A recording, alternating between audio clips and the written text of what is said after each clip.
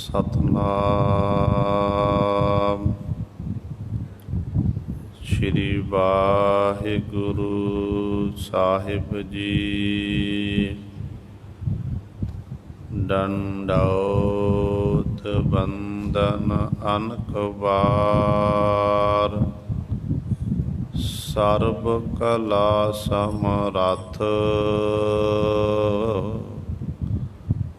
ਡੋਲਨ ਤੇ ਰਾਖੋ ਪ੍ਰਭੂ, ਨਾਨਕ ਦੇ ਕਰ ਹੱਥ। ਤੇਰੇ ਕਵਨ ਕਵਨ ਗੁਣ ਕਹਿ ਕਹਿ ਗਾਵਾਂ, ਤੂੰ ਸਾਹਿਬ ਗੁਣੀ ਨਿਧਾਨਾ।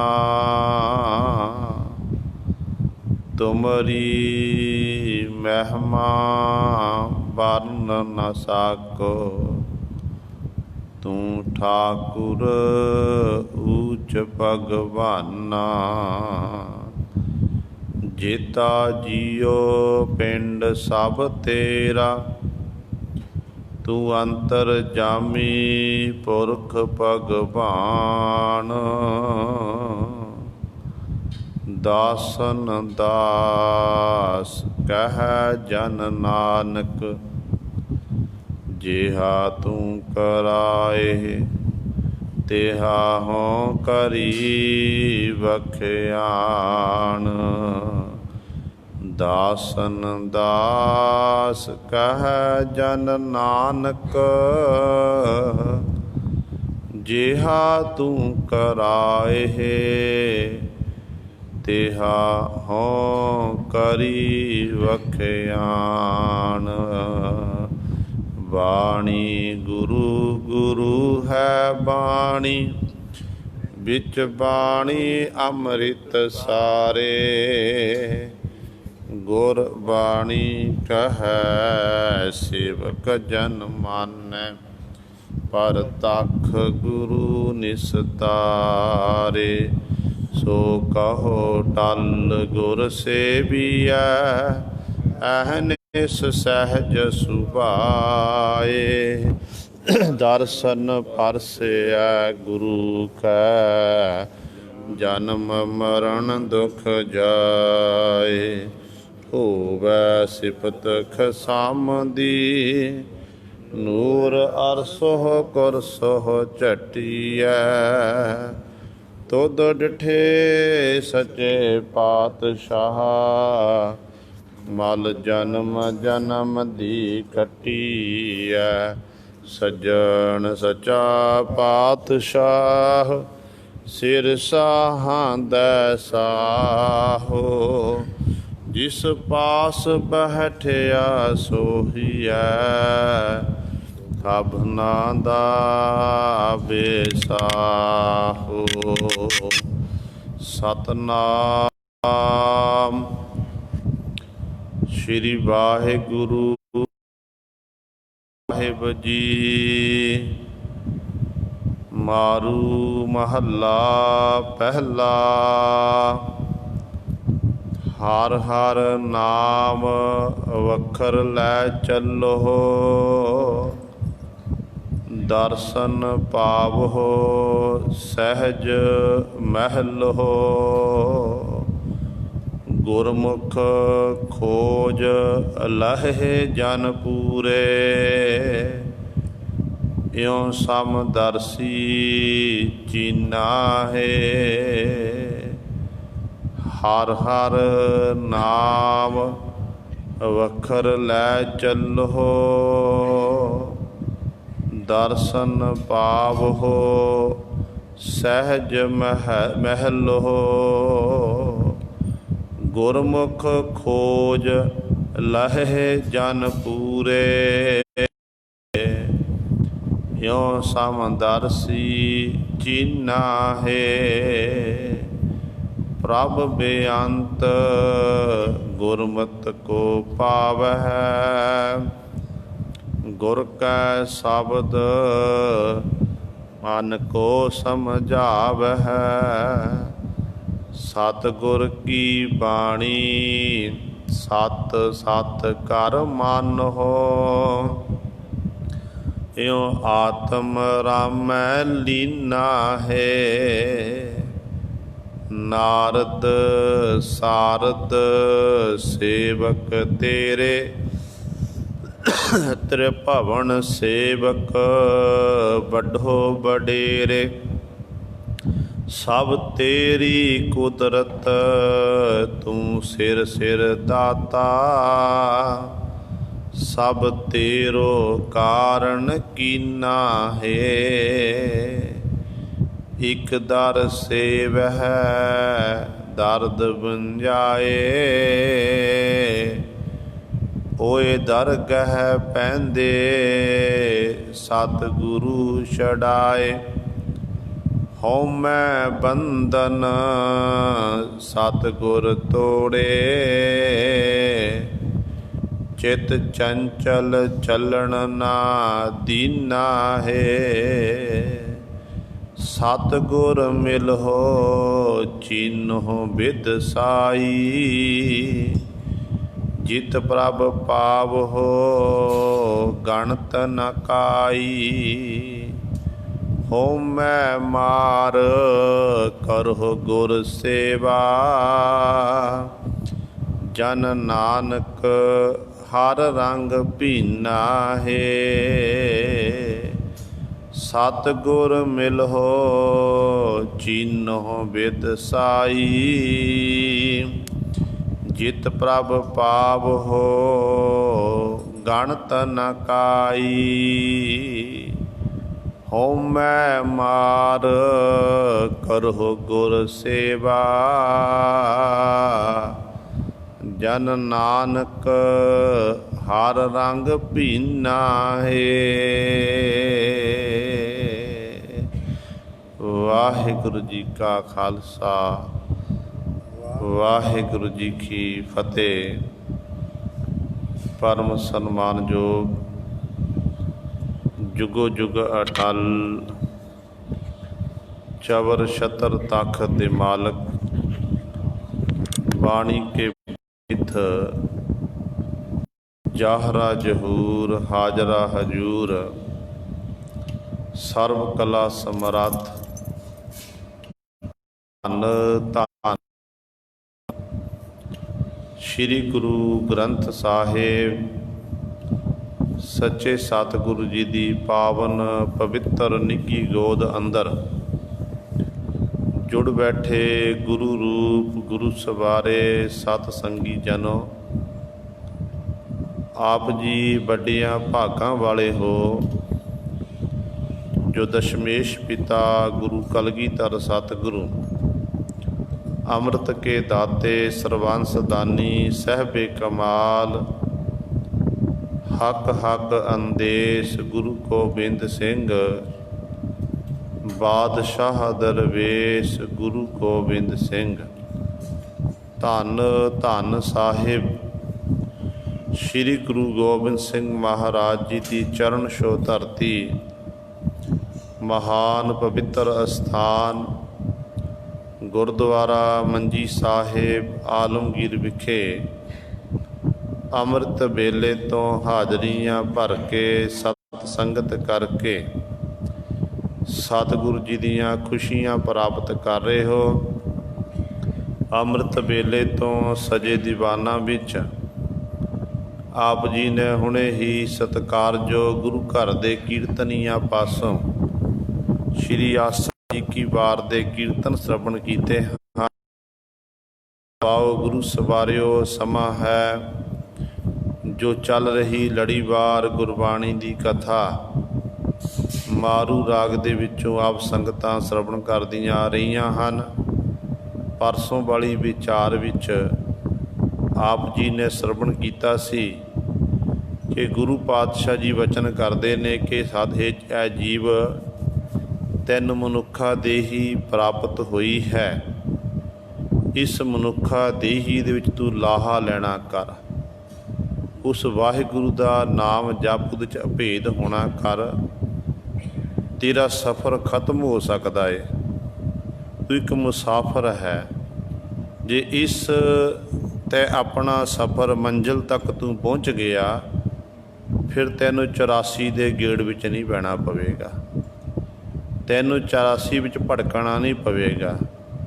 ਪਰ ਜੀਵ ਗੁਰੂ ਸਵਾਰੇ ਉਸ ਵਾਹਿਗੁਰੂ ਨੂੰ ਵਿਸਾਰ ਕੇ ਇਸ ਤਰ੍ਹਾਂ ਦੇ ਇੱਕ ਕਰਮ ਕਰਦਾ ਜਿਸ ਕਰਕੇ 84 ਲੱਖ ਜੀਆ ਜੋਨੀ 'ਚ ਨੂੰ ਭਟਕਣਾ ਪੈਂਦਾ ਹੈ। ਸਾਖਤ ਪੁਰਸ਼ ਜਿਹੜੇ ਨੇ ਉਹ ਇਸ ਤਰ੍ਹਾਂ ਇਹ ਜੂਨਾਂ ਭੋਗਦੇ ਨੇ। ਜਿਹੋ ਜਿਹਾ ਕਰਮ ਕੀਤਾ ਹੁੰਦਾ ਨਾ ਉਹਦੇ ਮੁਤਾਬਕ ਇਹਨੂੰ ਫਲ ਮਿਲਦਾ ਮਾਲਕ ਦੀ ਦਰਗਾਹ ਵਿਖੇ। ਅਤੇ ਜੇ ਮੁਕਤ ਹੋਣਾ ਹੈ, ਗੁਰੂ ਤੋਂ ਬਿਨਾਂ ਕੋਈ ਮੁਕਤ ਨਹੀਂ ਕਰ ਸਕਦਾ ਹੈ।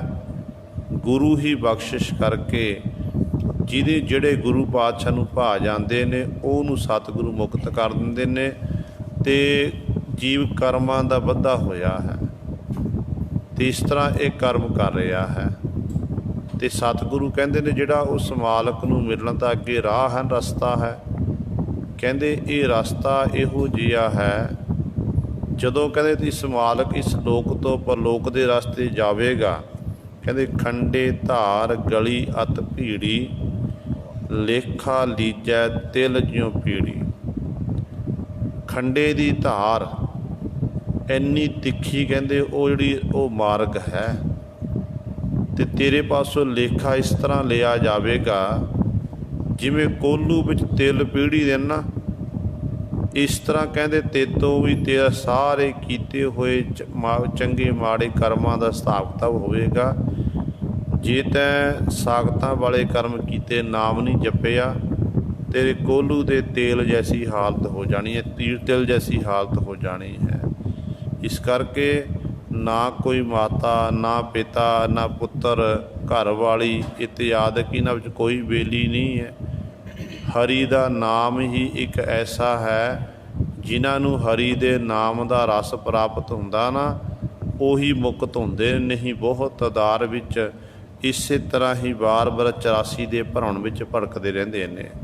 ਅਤੇ ਸਤਿਗੁਰੂ ਕਹਿੰਦੇ ਨੇ ਇਸ ਤਰ੍ਹਾਂ ਜੀਵ ਦੇ ਬਹੁਤ ਸਾਰੇ ਮਿੱਤਰ ਨੇ, ਸਖੇ ਸੰਬੰਧੀ ਹਨ ਜਗਤ ਦੇ ਵਿੱਚ, ਪਰ ਇਹਨਾਂ ਵਿੱਚੋਂ ਗੁਰੂ ਅਤੇ ਪਰਮੇਸ਼ਰ ਤੋਂ ਬਿਨਾਂ ਅੰਤ ਵੇਲੇ ਕੋਈ ਵੀ ਸਹਾਇਤਾ ਕਰਨ ਵਾਲਾ ਨਹੀਂ ਹੈ। ਜੇ ਭਾਈ ਤੂੰ ਮੁਕਤ ਹੋਣਾ ਚਾਹੁੰਦਾ ਨਾ, ਮੁਕਤ ਹੋਣ ਦੇ ਇੱਕ ਤਰੀਕਾ ਹੈ, ਉਹ ਹੈ ਗੁਰੂ ਦੀ ਸੇਵਾ। ਗੁਰੂ ਦੀ ਸੇਵਾ ਕਰਕੇ ਤੂੰ ਮੁਕਤ ਦਿਨ ਰਾਤ ਉਸ ਮਾਲਕ ਵਾਹਿਗੁਰੂ ਦੇ ਤੂੰ ਗੁਣਾਂ ਦਾ ਗਾਇਨ ਕਰ, ਵਡਿਆਈ ਕਰ। ਬਾਕੀ ਜਿਹੜਾ ਇਹ ਸੰਸਾਰ ਹੈ ਝੂਠ ਹੈ, ਤੂੰ ਇਸ ਝੂਠ ਨੂੰ ਛੱਡਣਾ ਕਰ। ਸਾਚੇ ਕੋ ਧਾਵੋ, ਸਤਿਗੁਰਾਂ ਦੀ ਬਾਣੀ ਸੱਚ ਹੈ, ਉਹਦਾ ਨਾਮ ਸੱਚਾ ਹੈ, ਉੱਧਰਲੇ ਪਾਸੇ ਧਾਵੋ, ਦੌੜ ਕੇ ਜਾਣਾ ਕਰ।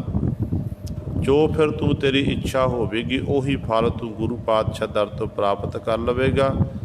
ਜਿਹੜੇ ਸੱਚ ਵੱਖਰ ਦੇ ਸੱਚ ਸੌਦੇ ਦੇ ਵਪਾਰੀ ਹਨ ਉਹ ਬਿਰਲੇ ਹਨ, ਬਹੁਤੇ ਨਹੀਂ ਹਨ। ਹੈਨ ਬਿਰਲੇ ਨਾਹੀਂ ਘਣੇ, ਫੈਲ ਫੱਕੜ ਸੰਸਾਰ।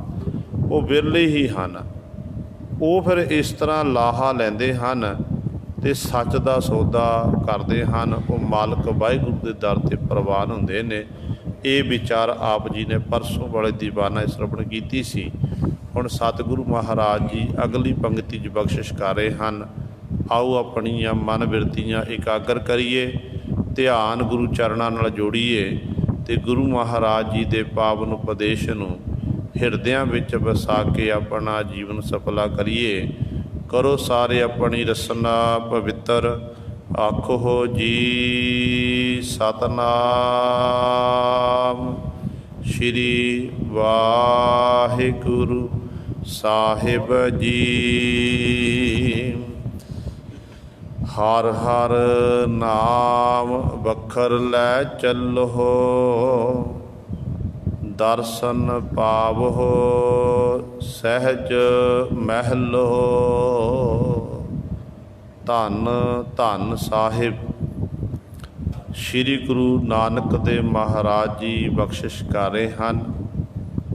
ਕਹਿੰਦੇ ਨੇ, ਹੇ ਜੀਵ, ਤੂੰ ਸੰਸਾਰ ਵਿੱਚ ਆ ਕੇ ਵਣਜ ਕਰਦਾ, ਸੁਦਾਗਰੀ ਕਰਦਾ, ਆਪਣਾ ਕਾਰੋਬਾਰ ਕਰਦਾ ਵੱਖਰੇ ਵੱਖਰੇ ਤਰੀਕੇ ਦੇ ਨਾਲ, ਕੋਈ ਮਿਹਨਤ ਮਜ਼ਦੂਰੀ ਕਰ ਰਿਹਾ ਹੈ, ਕੋਈ ਫੈਕਟਰੀ ਚਲਾ ਰਿਹਾ ਹੈ, ਕੋਈ ਦੁਕਾਨਦਾਰੀ ਕਰ ਰਿਹਾ ਹੈ, ਕੋਈ ਗੁਰੂ ਸਵਾਰੇ ਇਸ ਤਰ੍ਹਾਂ ਵਪਾਰੀ ਬਣ ਕੇ ਦੇਸ਼ਾਂ ਪ੍ਰਦੇਸ਼ਾਂ ਵਿੱਚ ਜਾ ਕੇ ਵਪਾਰ ਕਰਦਾ ਹੈ। ਕਿਉਂਕਿ ਰੋਜੀ ਰੋਟੀ ਦੇ ਲਈ ਹਰ ਇੱਕ ਮਨੁੱਖ ਨੂੰ ਕੰਮ ਕਰਨਾ ਪੈਂਦਾ ਹੈ। ਅਤੇ ਪਾਤਸ਼ਾਹ ਕਹਿੰਦੇ ਦੁਨੀਆਵੀ ਜਿਹੜੇ ਕੰਮ ਧੰਦੇ ਇਹ ਸਾਰੇ ਤੈਂ ਕਰ ਲਏ, ਪੇਟ ਦੀ ਪੂਰਤੀ ਲਈ, ਪਰਿਵਾਰ ਦੀ ਪਾਲਣਾ ਪੋਸ਼ਣਾ ਲਈ ਤੂੰ ਸਭ ਕੁਝ ਕਰ ਰਿਹਾ ਹੈ, ਧੰਦੇ ਕਰ ਰਿਹਾ ਹੈ। ਪਰ ਕਹਿੰਦੇ ਅਸਲੀ ਜਿਹੜਾ ਵਪਾਰ ਕਰਨਾ ਸੀ, ਜਿੱਥੇ ਆਪਣੇ ਪਰਿਵਾਰ ਦੀ ਪਾਲਣਾ ਇਹ ਧੰਦੇ ਵੀ ਜ਼ਰੂਰੀ ਨੇ, ਉੱਥੇ ਅਸਲ ਜਿਹੜਾ ਵਪਾਰ ਸੀ ਨਾਮ ਦਾ ਵਪਾਰ, ਉਹ ਵਪਾਰ ਤਾਂ ਕੀਤਾ ਹੀ ਨਹੀਂ ਹੈ। ਉਹ ਵਪਾਰ ਕਰ, ਨਾਮ ਰੂਪੀ ਬੱਖਰ ਨੂੰ, ਸੌਦੇ ਨੂੰ, ਕਹਿੰਦੇ ਜਿਹੜਾ ਇਹ ਨਾਲ ਲੈ ਕੇ ਜਾਣਾ, ਹਰੀ ਦੇ ਨਾਮ ਨੂੰ ਇਹ ਨਾਲ ਲੈ ਕੇ ਜਾਣਾ ਕਰ, ਇਹ ਤੇਰੇ ਨਾਲ ਨਿਭਣ ਵਾਲਾ ਹੈ। ਇਹੀ ਇਸ ਲੋਕ ਵਿੱਚ ਤੇ ਪਰਲੋਕ ਸਹਾਇਤਾ ਕਰਨ ਵਾਲਾ ਹੈ। ਅਤੇ ਸਤਿਗੁਰੂ ਜੀ ਇਸ ਤਰ੍ਹਾਂ ਫਿਰ ਹਰੀ ਦੇ ਨਾਮ ਰੂਪੀ ਬੱਖਰ ਵਪਾਰ ਦਾ ਵਣਜ ਕਰਨ ਦੇ ਨਾਲ ਕੀ ਪ੍ਰਾਪਤ ਹੋਵੇਗਾ। ਅਤੇ ਗੁਰੂ ਪਾਤਸ਼ਾਹ ਕਹਿੰਦੇ ਨੇ ਫਿਰ ਭਾਈ ਜਿਉਂ-ਜਿਉਂ ਤੂੰ ਨਾਮ ਦਾ ਵਪਾਰ ਸੌਦਾ ਕਰਦਾ ਜਾਵੇਗਾ, ਵਾਹਿਗੁਰੂ ਵਾਹਿਗੁਰੂ ਜਪਦਾ ਜਾਵੇਗਾ, ਇੱਕ ਦਿਨ ਫਿਰ ਸਮਾਂ ਐਸਾ ਆਉਣਾ ਹੈ ਜਿਹੜਾ ਮਹਿਲ ਸਰੂਪ ਪਰਮਾਤਮਾ ਹੈ, ਸਹਿਜ ਵਾਲੀ ਅਵਸਥਾ ਵਿੱਚ ਪਹੁੰਚ ਕੇ, ਆਤਮ ਅਡੋਲਤਾ ਵਾਲੀ ਅਵਸਥਾ ਵਿੱਚ ਪਹੁੰਚ ਕੇ ਤੈਨੂੰ ਉਸ ਮਾਲਕ ਪ੍ਰਭੂ ਦੇ ਦੀਦਾਰ ਹੋ ਜਾਣੇ ਨੇ। ਤੂੰ ਉਸ ਵਾਹਿਗੁਰੂ ਦੇ ਦਰਸ਼ਨ ਕਰ ਲਵੇਗਾ ਜਿਸ ਮਾਲਕ ਨੂੰ ਥਾਵਾਂ ਥਾਵਾਂ 'ਤੇ ਲੱਭਦਾ ਫਿਰਦਾ ਹੈ। ਉਹ ਵਾਹਿਗੁਰੂ ਤੈਨੂੰ ਬਿਲਕੁਲ ਤੇਰੇ ਨੇੜੇ ਹੋਵੇਗਾ, ਨੇੜੇ ਨਾਹੀਂ ਦੂਰ, ਨਿਜ ਆਤਮੈ ਰਹਿਆ ਭਰਪੂਰ। ਤੈਨੂੰ ਇਸ ਗੱਲ ਦੀ ਸੋਝੀ ਆ ਜਾਵੇਗੀ। ਇਸੇ ਪ੍ਰਕਾਰ ਹੀ ਭਗਤ ਰਵਿਦਾਸ ਸਾਹਿਬਾਨ ਜੀ ਇੱਕ ਸ਼ਬਦ ਹੈ ਗੌੜੀ ਰਾਗ ਦੇ ਵਿੱਚ, ਪਾਤ ਭਗਤ ਜੀ ਕਹਿੰਦੇ ਨੇ ਇਹ ਜੀਵ ਘਟ ਅਵ ਘਟ ਡੂਕਰ ਘਣਾ, ਇੱਕ ਨਿਰਗੁਣ ਬੈਲ ਹਮਾਰ, ਰਮਈਏ ਸਿਉ ਇੱਕ ਬੇਨਤੀ, ਮੇਰੀ ਪੂੰਜੀ ਰਾਖ ਮੁਰਾਰ, ਕੋਵਣ ਜਾਰੋ ਰਾਮ ਕੋ, ਮੇਰਾ ਟਾਂਡਾ ਲਾਦਿਆ ਜਾਏ ਰੇ, ਹੋਮ ਬਣ ਜਾਰੋ ਰਾਮ ਕੋ, ਮੈਂ ਸਹਿਜ ਕਰੋ ਵਿਆਪਾਰ, ਮੈਂ ਰਾਮ ਨਾਮ ਤਨ ਲਾਦਿਆ, ਬਿਖ ਲਾਦੀ ਸੰਸਾਰ, ਉਰਵਾਰ ਪਾਰ ਕੇ ਦਾਨੀਆਂ, ਲਿਖ ਲਿਹੋ ਆਲ ਜੰਜਾਲ, ਮੋਹੇ ਜਮ ਡੰਡ ਨਾ ਲੱਗਈ, ਤਜੀਲੇ ਸਰਬ ਜੰਜਾਲ। ਅਤੇ ਭਗਤ ਰਵਿਦਾਸ ਸਾਹਿਬਾਨ ਜੀ ਕਹਿੰਦੇ ਘਟ ਅਵ ਘਟ ਡੂਕਰ ਘਣਾ, ਇੱਕ ਨਿਰਗੁਣ ਬੈਲ ਹਮਾਰ। ਹੇ ਵਾਹਿਗੁਰੂ, ਜਿਹੜਾ ਪਰਮੇਸ਼ਰ ਨੂੰ ਮਿਲਣ ਦਾ ਰਾਹ ਹੈ ਨਾ, ਉਹ ਬੜਾ ਵਿਖੜਾ ਪੈਂਡਾ ਹੈ। ਬੜੇ ਵੱਡੇ ਪਹਾੜ, ਜਿਵੇਂ ਪਹਾੜੀ ਰਸਤਾ ਹੋਵੇ ਨਾ, ਪਹਾੜੀ ਰਸਤੇ ਉੱਤੇ ਕਦੇ ਚੜ੍ਹਾਈ ਆ ਗਈ, ਕਿਤੇ ਉਤਰਾਈ ਆ ਗਈ, ਟੇਢੇ ਮੇਢੇ ਰਾਹ ਹੁੰਦੇ ਨੇ, ਕਹਿੰਦੇ ਉੱਥੋਂ ਚੱਲਣਾ ਬੜਾ ਔਖਾ ਹੁੰਦਾ ਹੈ। ਇਸੇ ਤਰ੍ਹਾਂ ਇਹ ਮਾਲਕ ਜੀ, ਮੇਰਾ ਜਿਹੜਾ ਮਨ ਰੂਪੀ ਬੈਲ ਹੈ ਨਾ, ਮਨ ਰੂਪੀ ਬੈਲ ਬੜਾ ਕਮਜ਼ੋਰ ਹੈ, ਬਲਦ ਇਹ ਕਮਜ਼ੋਰ ਹੈ, ਅਤੇ ਨਾਮ ਦਾ ਸੌਦਾ ਬੱਖਰ ਲੈ ਕੇ ਇਹੋ ਜਿਹੇ ਮਾਰਗ 'ਤੇ ਕਿਵੇਂ ਚੱਲੇਗਾ। ਫਿਰ ਕਹਿੰਦੇ ਰਮਈਏ ਸੋ ਇੱਕ ਬੇਨਤੀ, ਮੇਰੀ ਪੂੰਜੀ ਰਾਖ ਹਮਾਰ, ਰਮਈਆ ਰਮਿਆ ਹੋਇਆ ਜੋ ਸਾਰੀਆਂ ਥਾਵਾਂ 'ਤੇ, ਜਿਹਦਾ ਕਣ ਕਣ ਵਿੱਚ ਵਾਸਾ ਹੈ। ਕਹਿੰਦੇ ਹੇ ਉਸ ਰਮਈਏ ਪਰਮੇਸ਼ਰ ਦੇ ਚਰਨਾਂ ਵਿੱਚ ਮੇਰੀ ਬੇਨਤੀ ਹੈ ਕਿ ਮਾਲਕ ਜੀ, ਤੁਸੀਂ ਮੇਰੀ ਜਿਹੜੀ ਇਹ ਨਾਮ ਦੀ ਪੂੰਜੀ ਹੈ ਨਾ, ਜਿਹੜਾ ਮੈਂ ਨਾਮ ਜਪਿਆ, ਬੰਦਗੀ ਕੀਤੀ ਹੈ, ਇਹਦੀ ਸੰਭਾਲ ਤੁਸੀਂ ਆਪ ਕਰਨਾ ਕਰੋ, ਕਿਉਂਕਿ ਤੁਸੀਂ ਹੀ ਸੰਭਾਲ ਸਕਦੇ ਹੋ। ਫਿਰ ਅੱਗੇ ਕਹਿੰਦੇ ਨੇ ਕੋਵਣ ਜਾਰੋ ਰਾਮ ਕੋ, ਮੇਰਾ ਟਾਂਡਾ ਲਾਦਿਆ ਜਾਏ ਰੇ। ਕਹਿੰਦੇ ਭਾਈ ਕੋਈ ਇਹੋ ਜਿਹਾ ਰਮੰਤੀ ਰਾਮ ਵਾਹਿਗੁਰੂ ਦਾ ਵਪਾਰੀ ਹੈ, ਵਣਜ ਕਰਨ ਵਾਲਾ ਹੈ, ਜਿਹੜਾ ਉਸ ਮਾਲਕ ਨਾਲ ਇੱਕਮਿਕ ਹੋਇਆ ਹੋਵੇ ਅਤੇ ਮੇਰਾ ਵੀ ਟਾਂਡਾ ਲੱਦ ਲਵੇ, ਮੇਰਾ ਵੀ ਸੌਦਾ ਜਿਹੜਾ ਮੈਂ ਨਾਮ ਦਾ ਸੌਦਾ ਕੀਤਾ ਹੈ, ਵਪਾਰ ਕੀਤਾ ਹੈ, ਇਹਨੂੰ ਵੀ ਨਾਲ ਲੱਦ ਕੇ ਲਿਜਾਣਾ ਘਰੇ। ਫਿਰ ਵਿਚਾਰ ਕੀਤੀ ਕਿ ਮਨਾ ਕਿਹੜਾ ਹੋਵੇਗਾ ਇਸ ਤਰ੍ਹਾਂ ਦਾ, ਜੇ ਤੈਂ ਜਪਿਆ ਤੈਂ ਹੀ ਨਾਲ ਲੈ ਕੇ ਜਾਣਾ, ਦੂਜਾ ਨਹੀਂ ਲਿਜਾ ਸਕਦਾ ਹੈ। ਫਿਰ ਉੱਤਰ ਦਿੰਦੇ ਨੇ, ਕਹਿੰਦੇ ਹੋਂ ਬਣ ਜਾਰੋ ਰਾਮ ਕੋ, ਮੈਂ ਸਹਿਜ ਕਰੋ ਵਿਆਪਾਰ। ਕਹਿੰਦੇ ਭਾਈ ਮੈਂ ਰਾਮ ਦੇ ਦਰ ਦਾ ਵਪਾਰੀ ਹਾਂ, ਵਣਜ ਕਰਨ ਵਾਲਾ ਹਾਂ। ਮੈਂ ਸਹਿਜ ਕਰੋ, ਸਹਿਜ ਵਾਲੀ ਅਵਸਥਾ ਦੇ ਰਾਹੀਂ, ਆਤਮ ਅਡੋਲਤਾ ਵਾਲੀ ਅਵਸਥਾ ਦੇ ਰਾਹੀਂ ਉਸ ਮਾਲਕ ਦੇ ਨਾਮ ਦਾ ਵਪਾਰ ਕੀਤਾ। ਕਹਿੰਦੇ ਮੈਂ ਹੀ ਆਪਣੇ ਸਹਿਜ ਵਾਲੀ ਅਵਸਥਾ ਦੇ ਨਾਲ ਹੀ ਭਾਈ ਇਹ ਜਿਹੜਾ ਨਾਮ ਦਾ ਸੌਦਾ ਵੱਖਰ ਹੈ, ਪ੍ਰਭੂ ਦੀ ਦਰਗਾਹ ਤੱਕ ਲਿਜਾਇਆ ਜਾ ਸਕਦਾ ਹੈ, ਇਹ ਫਿਰ ਨਾਲ ਨਿਭਣ ਵਾਲਾ ਹੈ। ਇਸ ਕਰਕੇ ਖੋਂ ਬਣ ਜਾਰੋ ਰਾਮ ਕੋ, ਮੈਂ ਸਹਿਜ ਕਰੋ ਵਪਾਰ। ਮੈਂ ਰਾਮ ਨਾਮ ਧਨ ਲਾਦਿਆ, ਬਿਖ ਲਾਦੀ ਸੰਸਾਰ। ਭਗਤ ਜੀ ਕਹਿੰਦੇ ਨੇ ਮੈਂ ਰਮੰਤੀ ਰਾਮ, ਵਾਹਿਗੁਰੂ ਦੇ ਨਾਮ ਦਾ ਧਨ ਲੱਦਣਾ ਕੀਤਾ। ਪਰ ਮੇਰੇ ਮਨ ਰੂਪੀ ਜਿਹੜੇ ਬਲਦ ਨੇ, ਕਹਿੰਦੇ ਇਹਦੇ ਉੱਤੇ ਕਹਿੰਦੇ ਭਾਈ ਮੈਂ ਜਿਹੜਾ ਉਸ ਵਾਹਿਗੁਰੂ ਦਾ ਨਾਮ ਦਾ ਜਿਹੜਾ ਵਪਾਰ ਲੱਦਣਾ ਕੀਤਾ ਹੈ, ਨਾਮ ਦਾ ਖਜ਼ਾਨਾ ਮੇਰੇ ਕੋਲ ਹੈ। ਦੁਨੀਆ ਦੇ ਲੋਕਾਂ ਨੇ ਬਿਖ ਲਾਦੀ ਸੰਸਾਰ, ਵਿਸ਼ੇ ਵਿਕਾਰ ਇਤਿਆਦਿਕ ਇਹ ਵਿਉ ਹੀ ਲੱਦਣਾ ਕੀਤੀ ਹੈ। ਅਤੇ ਗੁਰੂ ਸਵਾਰਿਓ ਇਸ ਤਰ੍ਹਾਂ ਦੀ ਇਹੀ ਵਚਨ ਇੱਥੇ ਸਤਿਗੁਰੂ ਕਰ ਰਹੇ ਨੇ। ਕਹਿੰਦੇ ਹੇ ਪ੍ਰਭੂ ਹਰ ਹਰ ਨਾਮ ਵੱਖਰ ਲੈ ਚਲੋ। ਹੇ ਭਾਈ ਜੇ ਤੂੰ ਚਾਹੁੰਦਾ ਨਾ ਮੈਂ ਮੁਕਤ ਹੋਣਾ, ਮੁਕਤ ਹੋਣ ਦੇ ਲਈ ਤੂੰ ਇਹ ਹਰੀ ਦੇ ਨਾਮ ਦਾ ਜਿਹੜਾ ਵੱਖਰ ਸੌਦਾ ਹੈ ਇਹ ਲੈ ਕੇ ਚੱਲਣਾ ਕਰ। ਹਰ ਸਮੇਂ ਸਾਸ ਗਰਾਸ ਦੁਆਰਾ ਮਾਲਕ ਦਾ ਨਾਮ ਜਪ। ਅਤੇ ਸਤਿਗੁਰੂ ਜੀ ਇਹ ਵਣਜ ਕਰਕੇ, ਇਹ ਵਪਾਰ ਕਰਕੇ ਕੀ ਪ੍ਰਾਪਤ ਹੋਵੇਗਾ? ਅਤੇ ਪਾਤਸ਼ਾਹ ਕਹਿੰਦੇ ਦਰਸ਼ਨ ਪਾਵੋ ਸਹਿਜ ਮਹਿਲੋ। ਫਿਰ ਤੈਨੂੰ ਉਸ ਮਾਲਕ ਪ੍ਰਭੂ ਦੇ ਦਰਸ਼ਨ ਦੀਦਾਰੇ ਹੋ ਜਾਣਗੇ। ਕਿਉਂਕਿ ਗੁਰਬਾਣੀ ਵਿੱਚ ਗੁਰੂ ਪਾਤਸ਼ਾਹ ਦਾ ਫਰਮਾਨ ਹੈ ਕਿ ਕਿਨਹੀ ਬਣਜਿਆ ਕਾਂਸੀ ਤਾਂਬਾ, ਕਿਨਹੀ ਲੌਂਗ ਸੁਪਾਰੀ, ਸੰਤੋ ਬਣਜਿਆ ਨਾਮ ਗੋਬਿੰਦ ਕਾ, ਐਸੀ ਖੇਪ ਤੁਮਾਰੀ। ਭਗਤ ਕਬੀਰ ਸਾਹਿਬਾਨ ਜੀ ਦੇ ਬਚਨ ਨੇ। ਕਹਿੰਦੇ ਭਾਈ ਸੰਸਾਰ ਵਿੱਚ ਜਿੰਨੇ ਵੀ ਜੀਵ ਆਏ ਨੇ, ਹਰ ਇੱਕ ਜੀਵ ਦਾ ਆਪਣਾ ਆਪਣਾ ਕਿੱਤਾ ਹੈ, ਆਪਣੀ ਆਪਣੀ ਕਿਰਤ ਹੈ। ਕੋਈ ਨਾ ਕੋਈ ਵਪਾਰ ਹਰ ਇੱਕ ਜੀਵ ਕਰਦਾ। ਕਿਸੇ ਦਾ ਵਪਾਰ ਛੋਟਾ, ਕਿਸੇ ਦਾ ਵੱਡਾ ਹੈ, ਕੋਈ ਚਾਕਰੀ ਕਰਦਾ ਹੈ। ਕਹਿੰਦੇ ਹੈ ਸਾਰੇ ਲੱਗੇ ਹੋਏ ਨੇ। ਅਤੇ ਭਗਤ ਜੀ ਕਹਿੰਦੇ ਕਿਨਹੀ ਬਣਜਿਆ ਕਾਂਸੀ ਤਾਂਬਾ, ਕਿਸੇ ਨੇ ਕਾਂਸੀ ਤਾਂਬੇ ਦਾ ਵਪਾਰ ਕੀਤਾ, ਕਿਸੇ ਨੇ ਲੌਂਗ ਸੁਪਾਰੀਆਂ ਦਾ ਵਪਾਰ ਕੀਤਾ। ਪਰ ਇਹਨਾਂ ਵਪਾਰਾਂ ਵਿੱਚ ਹੀ ਸਾਰੇ ਲੱਗੇ ਰਹੇ।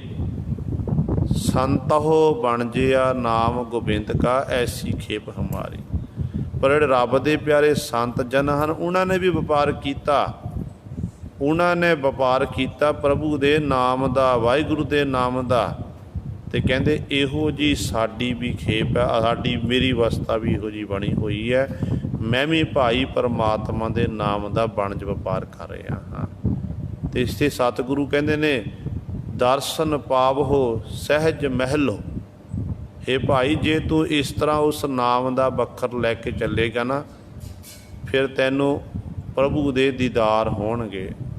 ਸਹਿਜ ਵਾਲੀ ਅਵਸਥਾ ਵਿੱਚ ਪਹੁੰਚ ਕੇ ਮਹਿਲ ਸਰੂਪ ਪਰਮੇਸ਼ਰ ਦੀ ਤੂੰ ਪ੍ਰਾਪਤੀ ਕਰ ਲਵੇਗਾ। ਧੰਨ ਧੰਨ ਸਾਹਿਬ ਸ੍ਰੀ ਗੁਰੂ ਗੋਬਿੰਦ ਸਿੰਘ ਮਹਾਰਾਜ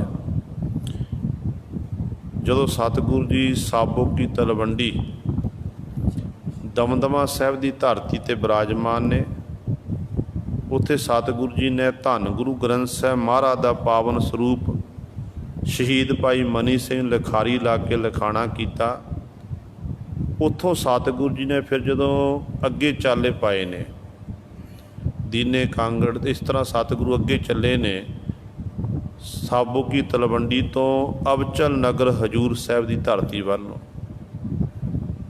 ਕਹਿੰਦੇ ਜਦੋਂ ਸਤਿਗੁਰੂ ਤੁਰਨ ਲੱਗੇ ਥੋੜ੍ਹਾ ਅੱਗੇ ਗਏ ਨੇ ਨਾ, ਅਤੇ ਉਸ ਸਮੇਂ ਭਾਈ ਰਾਮ ਕੋਇਰ ਜੀ ਜਿਨ੍ਹਾਂ ਨੇ ਖੰਡੇ ਬਾਟੇ ਦਾ ਅੰਮ੍ਰਿਤ ਛਕਿਆ, ਅੰਮ੍ਰਿਤ ਛਕ ਕੇ ਨਾਮ ਰੱਖਿਆ ਗਿਆ ਭਾਈ ਗੁਰਬਖਸ਼ ਸਿੰਘ।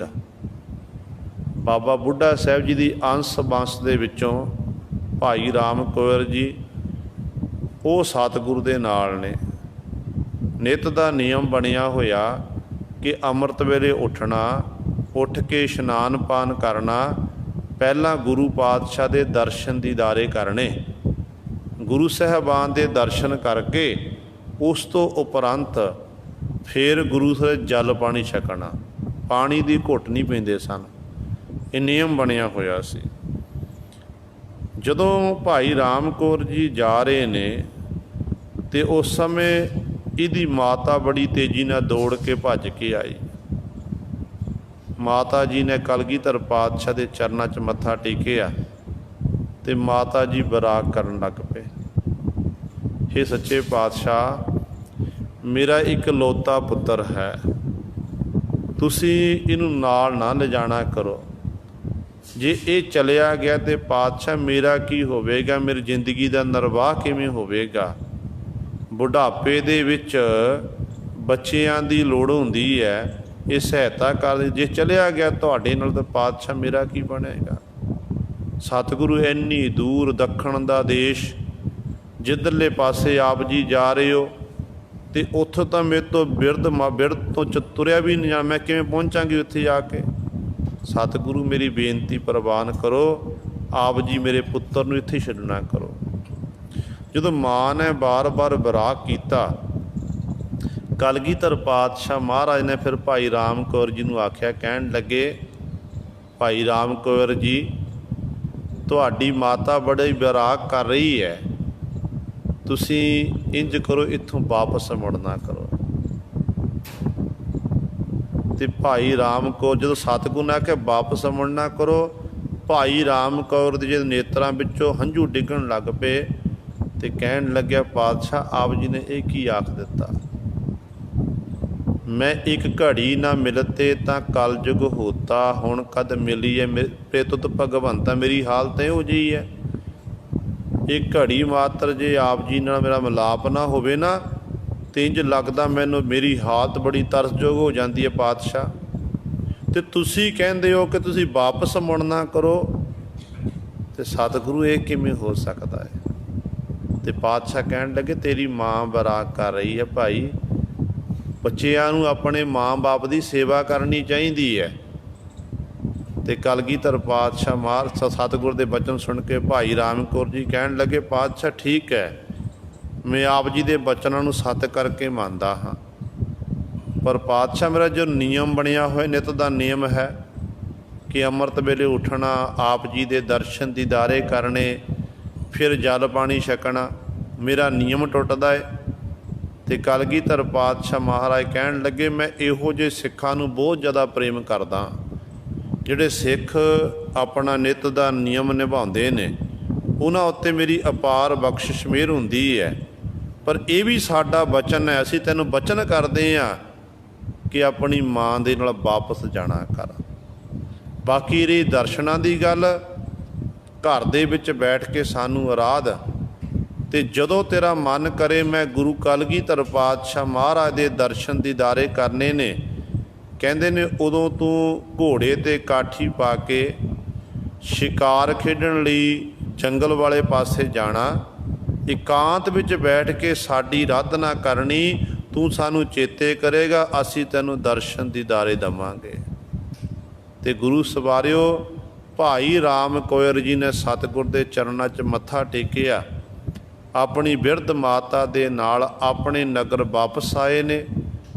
ਅਤੇ ਇਤਿਹਾਸਕਾਰ ਲਿਖਦੇ ਨੇ ਕਈ ਸਾਲ ਗੁਰੂ ਕਲਗੀਧਰ ਪਾਤਸ਼ਾਹ ਮਹਾਰਾਜ ਦੇ ਦਰਸ਼ਨ ਦੀਦਾਰੇ ਕਰਦੇ ਰਹੇ। ਇੱਥੋਂ ਤੱਕ 1708 ਦੇ ਵਿੱਚ ਗੋਬਿੰਦ ਸਿੰਘ ਮਹਾਰਾਜ ਜੋਤੀ ਜੋਤ ਸਮਾਏ ਨੇ, ਅਤੇ ਭਾਈ ਰਾਮ ਕੌਰ ਜੀ ਸਤਿਗੁਰਾਂ ਦੇ ਬਾਅਦ ਕਈ ਸਾਲ ਜ਼ਿੰਦਗੀ ਉਹਨਾਂ ਨੇ ਬਤੀਤ ਕੀਤੀ ਹੈ। ਜਦੋਂ ਮਨ ਕਰਦਾ ਸੀ ਨਾ ਕਿ ਅੱਜ ਮੈਂ ਗੁਰੂ ਪਾਤਸ਼ਾਹ ਦੇ ਦੀਦਾਰ ਕਰਨ, ਦਰਸ਼ਨ ਕਰਨੇ ਨੇ, ਅਤੇ ਜੰਗਲ ਵਾਲੇ ਪਾਸੇ ਜਾਂਦੇ, ਇਕਾਂਤ ਵਿੱਚ ਪਹੁੰਚਦੇ ਅਤੇ ਗੁਰੂ ਪਾਤਸ਼ਾਹ ਦੇ ਚਰਨਾਂ 'ਚ ਅਰਦਾਸ ਬੇਨਤੀ ਕਰਦੇ, ਅਤੇ ਸਤਿਗੁਰੂ ਜੀ ਪ੍ਰਤੱਖ ਤੌਰ 'ਤੇ ਗੁਰੂ ਸਵਾਰੇ ਦਰਸ਼ਨ ਦੀਦਾਰੇ ਬਖਸ਼ਿਸ਼ ਕਰਦੇ ਸਨ। ਇਹ ਹੈ ਜਿਨ੍ਹਾਂ ਦੇ ਅੰਦਰ, ਜਿਨ੍ਹਾਂ ਨੂੰ ਸਹਿਜ ਵਾਲੀ ਅਵਸਥਾ ਪ੍ਰਾਪਤ ਹੋ ਜਾਂਦੀ ਹੈ। ਸਹਿਜ ਤੋਂ ਭਾਵ ਜਿਹੜਾ ਆਤਮਿਕ ਅਡੋਲਤਾ ਵਾਲੀ ਵਾਸਤੇ, ਜਿੱਥੇ ਮਨ ਕਦੇ ਡੋਲਦਾ ਨਹੀਂ। ਆਪਾਂ ਤਾਂ ਪਲ ਪਲ 'ਚ ਡੋਲ ਜਾਂਦੇ ਨੇ। ਹੱਥ ਵਿੱਚ ਗੁਟਕਾ ਸਾਹਿਬ ਪਕੜਿਆ ਹੁੰਦਾ, ਬਾਣੀ ਪੜ੍ਹਦੇ ਹੁੰਦੀ ਆ ਅਤੇ ਮਨ ਸਾਡਾ ਬਾਹਰ ਤੁਰਿਆ ਫਿਰਦਾ ਹੈ। ਅਤੇ ਗੁਰੂ ਸਵਾਰਿਓ ਮਨ ਨੂੰ ਖਬੋ ਲੈਣਾ, ਗੁਰੂ ਦਾ ਸ਼ਬਦ ਪੜ੍ਹਨਾ, ਬਾਣੀ ਪੜ੍ਹਨੀ, ਵਿੱਚ ਮਨ ਨੂੰ ਖਬੋ ਲੈਣਾ। ਮਨ ਕਿਵੇਂ ਖੁੱਬਣਾ ਹੈ? ਜਦੋਂ ਅਸੀਂ ਕੰਨਾਂ ਦੇ ਰਾਹੀਂ ਉਸ ਧੁਨੀ ਨੂੰ ਸੁਣਾਂਗੇ। ਜਦੋਂ ਕੰਨਾਂ ਦੇ ਰਾਹੀਂ ਆਪਾਂ ਸੁਣਦੇ ਨਹੀਂ, ਆਪਾਂ ਪੜ੍ਹ ਲੈਂਦੇ ਹਾਂ ਪਰ ਸੁਣਦੇ ਨਹੀਂ ਹਾਂ। ਜਦੋਂ ਪੜ੍ਹਨ ਦੇ ਨਾਲ ਆਪਾਂ ਸੁਣਦੇ ਜਾਵਾਂਗੇ ਨਾ, ਅਤੇ ਸਾਡਾ ਮਨ ਹੌਲੀ ਹੌਲੀ ਆਪਣੇ ਆਪ ਕੇਂਦਰਿਤ ਹੋਵੇ। ਇਹ ਨਹੀਂ ਕਿ ਆਪਾਂ 10 ਦਿਨ ਮਹੀਨਾ ਕਰ ਲਿਆ ਦੁਬਾਰਾ ਹਟ ਕੇ, ਨਹੀਂ, ਕਾਫੀ ਸਮਾਂ ਲੱਗ ਜਾਂਦਾ ਹੈ। ਅਭਿਆਸ ਜਿਉਂ ਆਪਾਂ ਅਭਿਆਸ ਕਰਦੇ ਜਾਵਾਂਗੇ, ਤਿਉਂ ਸਾਡਾ ਮਨ ਕੇਂਦਰਿਤ ਹੁੰਦਾ ਜਾਵੇਗਾ। ਇਸ ਕਰਕੇ ਸਤਿਗੁਰੂ ਇੱਥੇ ਬਚਨ ਕਰਦੇ ਨੇ, ਕਹਿੰਦੇ ਜਿਹੜੇ ਇਸ ਤਰ੍ਹਾਂ ਨਾਮ ਦਾ ਵੱਖਰ ਵਪਾਰ ਕਰਦੇ ਨੇ, ਇਹ ਨਾਲ ਲੈ ਕੇ ਜਾਂਦੇ ਨੇ। ਕਹਿੰਦੇ ਉਹਨਾਂ ਨੂੰ ਫਿਰ ਮਾਲਕ ਦੇ ਦਰਸ਼ਨ ਦੀਦਾਰੇ ਹੁੰਦੇ ਨੇ, ਉਹ ਦਰਸ਼ਨ ਤੇਰੇ ਪ੍ਰਾਪਤ ਕਰ ਲੈਂਦੇ ਨੇ। ਸਹਿਜ ਮਹਿਲੋ, ਅਤੇ ਇਸ ਤਰ੍ਹਾਂ ਮਹਿਲ ਸਰੂਪ ਪ੍ਰਮਾਤਮਾ ਨੂੰ ਪ੍ਰਾਪਤ ਕਰ ਲੈਂਦੇ ਨੇ। ਸਹਿਜ ਵਾਲੀ ਅਵਸਥਾ 'ਚ, ਆਤਮ ਅਡੋਲਤਾ ਵਾਲੀ ਅਵਸਥਾ 'ਤੇ ਧਾਰਨੀ ਬਣ ਕੇ ਗੁਰਮੁਖ ਖੋਜ ਲਹੇ ਜਨ ਪੂਰੇ, ਇਉਂ ਸਮਦਰਸੀ ਚੀਨਾ ਹੈ। ਗੁਰਮੁਖ ਕੌਣ ਹੈ? ਜਿਹੜਾ ਗੁਰੂ ਦੇ ਸਨਮੁਖ ਰਹਿਣ ਵਾਲਾ। ਗੁਰਮੁਖ ਉਹ ਜਿਹਨੇ ਜਿਹੜਾ ਗੁਰੂ ਦੀ ਸਿੱਖਿਆ ਅਨੁਸਾਰ ਆਪਣੇ ਜੀਵਨ ਨੂੰ ਬਤੀਤ ਕਰਨ ਵਾਲਾ। ਗੁਰਮੁਖ ਜਿਹਨੇ ਖੰਡੇ ਬਾਟੇ ਦੀ ਪੋਲ ਛਕੀ ਅਤੇ ਗੁਰੂ ਕਾ ਸਿੱਖ ਬਣਿਆ, ਅਤੇ ਗੁਰੂ ਦੀ ਦੱਸੀ ਹੋਈ ਰਹਿਤ ਮਰਜ਼ਾਦਾ ਅਨੁਸਾਰ ਆਪਣੇ ਜੀਵਨ ਨੂੰ ਬਤੀਤ ਕਰਨ ਵਾਲਾ। ਕਹਿੰਦੇ ਜਿਹੜੇ ਗੁਰਮੁਖ ਜਨ ਨੇ, ਉਹ ਗੁਰੂ ਸਵਾਰਿਓ ਖੋਜ ਲੈਂਦੇ ਨੇ, ਖੋਜ ਕਰਦੇ ਪਰਮਾਤਮਾ ਦੀ। ਉਹਨਾਂ ਨੂੰ ਜੁਗਤੀ ਆ ਜਾਂਦੀ ਹੈ। ਕਿਵੇਂ ਜੁਗਤੀ ਆਉਂਦੀ ਹੈ? ਕਿਉਂਕਿ ਉਹ ਪੂਰੇ ਗੁਰੂ ਦੇ ਲੜ ਲੱਗ ਜਾਂਦੇ ਨੇ। ਪੂਰੇ ਗੁਰੂ ਪਾਤਸ਼ਾਹ ਨੂੰ ਪਤਾ ਹੈ ਕਿ ਮਾਲਕ ਨੂੰ ਮਿਲਣ ਦਾ, ਪ੍ਰਭੂ ਨੂੰ ਮਿਲਣ ਦਾ ਇੱਕੋ ਇੱਕ ਤਰੀਕਾ ਹੈ ਕਿ ਗੁਰੂ ਦੀ ਪ੍ਰਸੰਨਤਾ ਪ੍ਰਾਪਤ ਕਰ ਲਵੋ। ਜੇ ਗੁਰੂ ਪ੍ਰਸੰਨ ਹੋ ਗਿਆ ਅਤੇ ਪਰਮੇਸ਼ਰ ਦੇ ਸਾਨੂੰ ਆਪਣੇ ਆਪ ਹੀ ਦੀਦਾਰ ਹੋ ਜਾਣੇ ਨੇ। ਫਿਰ ਉਹ ਗੁਰੂ ਜਪਦੇ ਨੇ, ਗੁਰੂ ਪਾਤਸ਼ਾਹ ਕੋਲ ਜਾ ਸਿੱਖਿਆ ਪ੍ਰਾਪਤ ਕਰਦੇ ਹਨ। ਫਿਰ ਗੁਰੂ ਸਵਾਰਿਓ ਇਸ ਤਰ੍ਹਾਂ ਉਸ ਗੁਰਮੁਖ ਜਨ ਕਹਿੰਦੇ ਉਸ ਮਾਲਕ ਪ੍ਰਭੂ ਦੀ ਭਾਲ ਕਰਦੇ ਨੇ, ਅਤੇ ਪ੍ਰਭੂ ਪਰਮਾਤਮਾ ਨੂੰ ਖੋਜ ਲੈਂਦੇ ਨੇ। ਪੂਰੇ ਜਨ ਪੂਰੇ ਹੋ ਜਾਂਦੇ ਨੇ, ਕਿਉਂਕਿ ਪ੍ਰਭੂ ਦੇ ਜਨ ਪਿਆਰੇ ਪ੍ਰਭੂ ਦੇ ਗੁਣ ਗਾ ਕੇ ਪ੍ਰਭੂ ਵਿੱਚ ਭੇਦ ਹੋ ਜਾਂਦੇ ਨੇ। ਉਹਨਾਂ ਦੇ ਵਿੱਚ ਅਤੇ ਪ੍ਰਭੂ ਦੇ ਪਿਆਰਿਆਂ ਦੇ 'ਚ ਕਿਸੇ ਪ੍ਰਕਾਰ ਦਾ ਕੋਈ ਫਰਕ ਨਹੀਂ ਰਹਿੰਦਾ ਹੈ।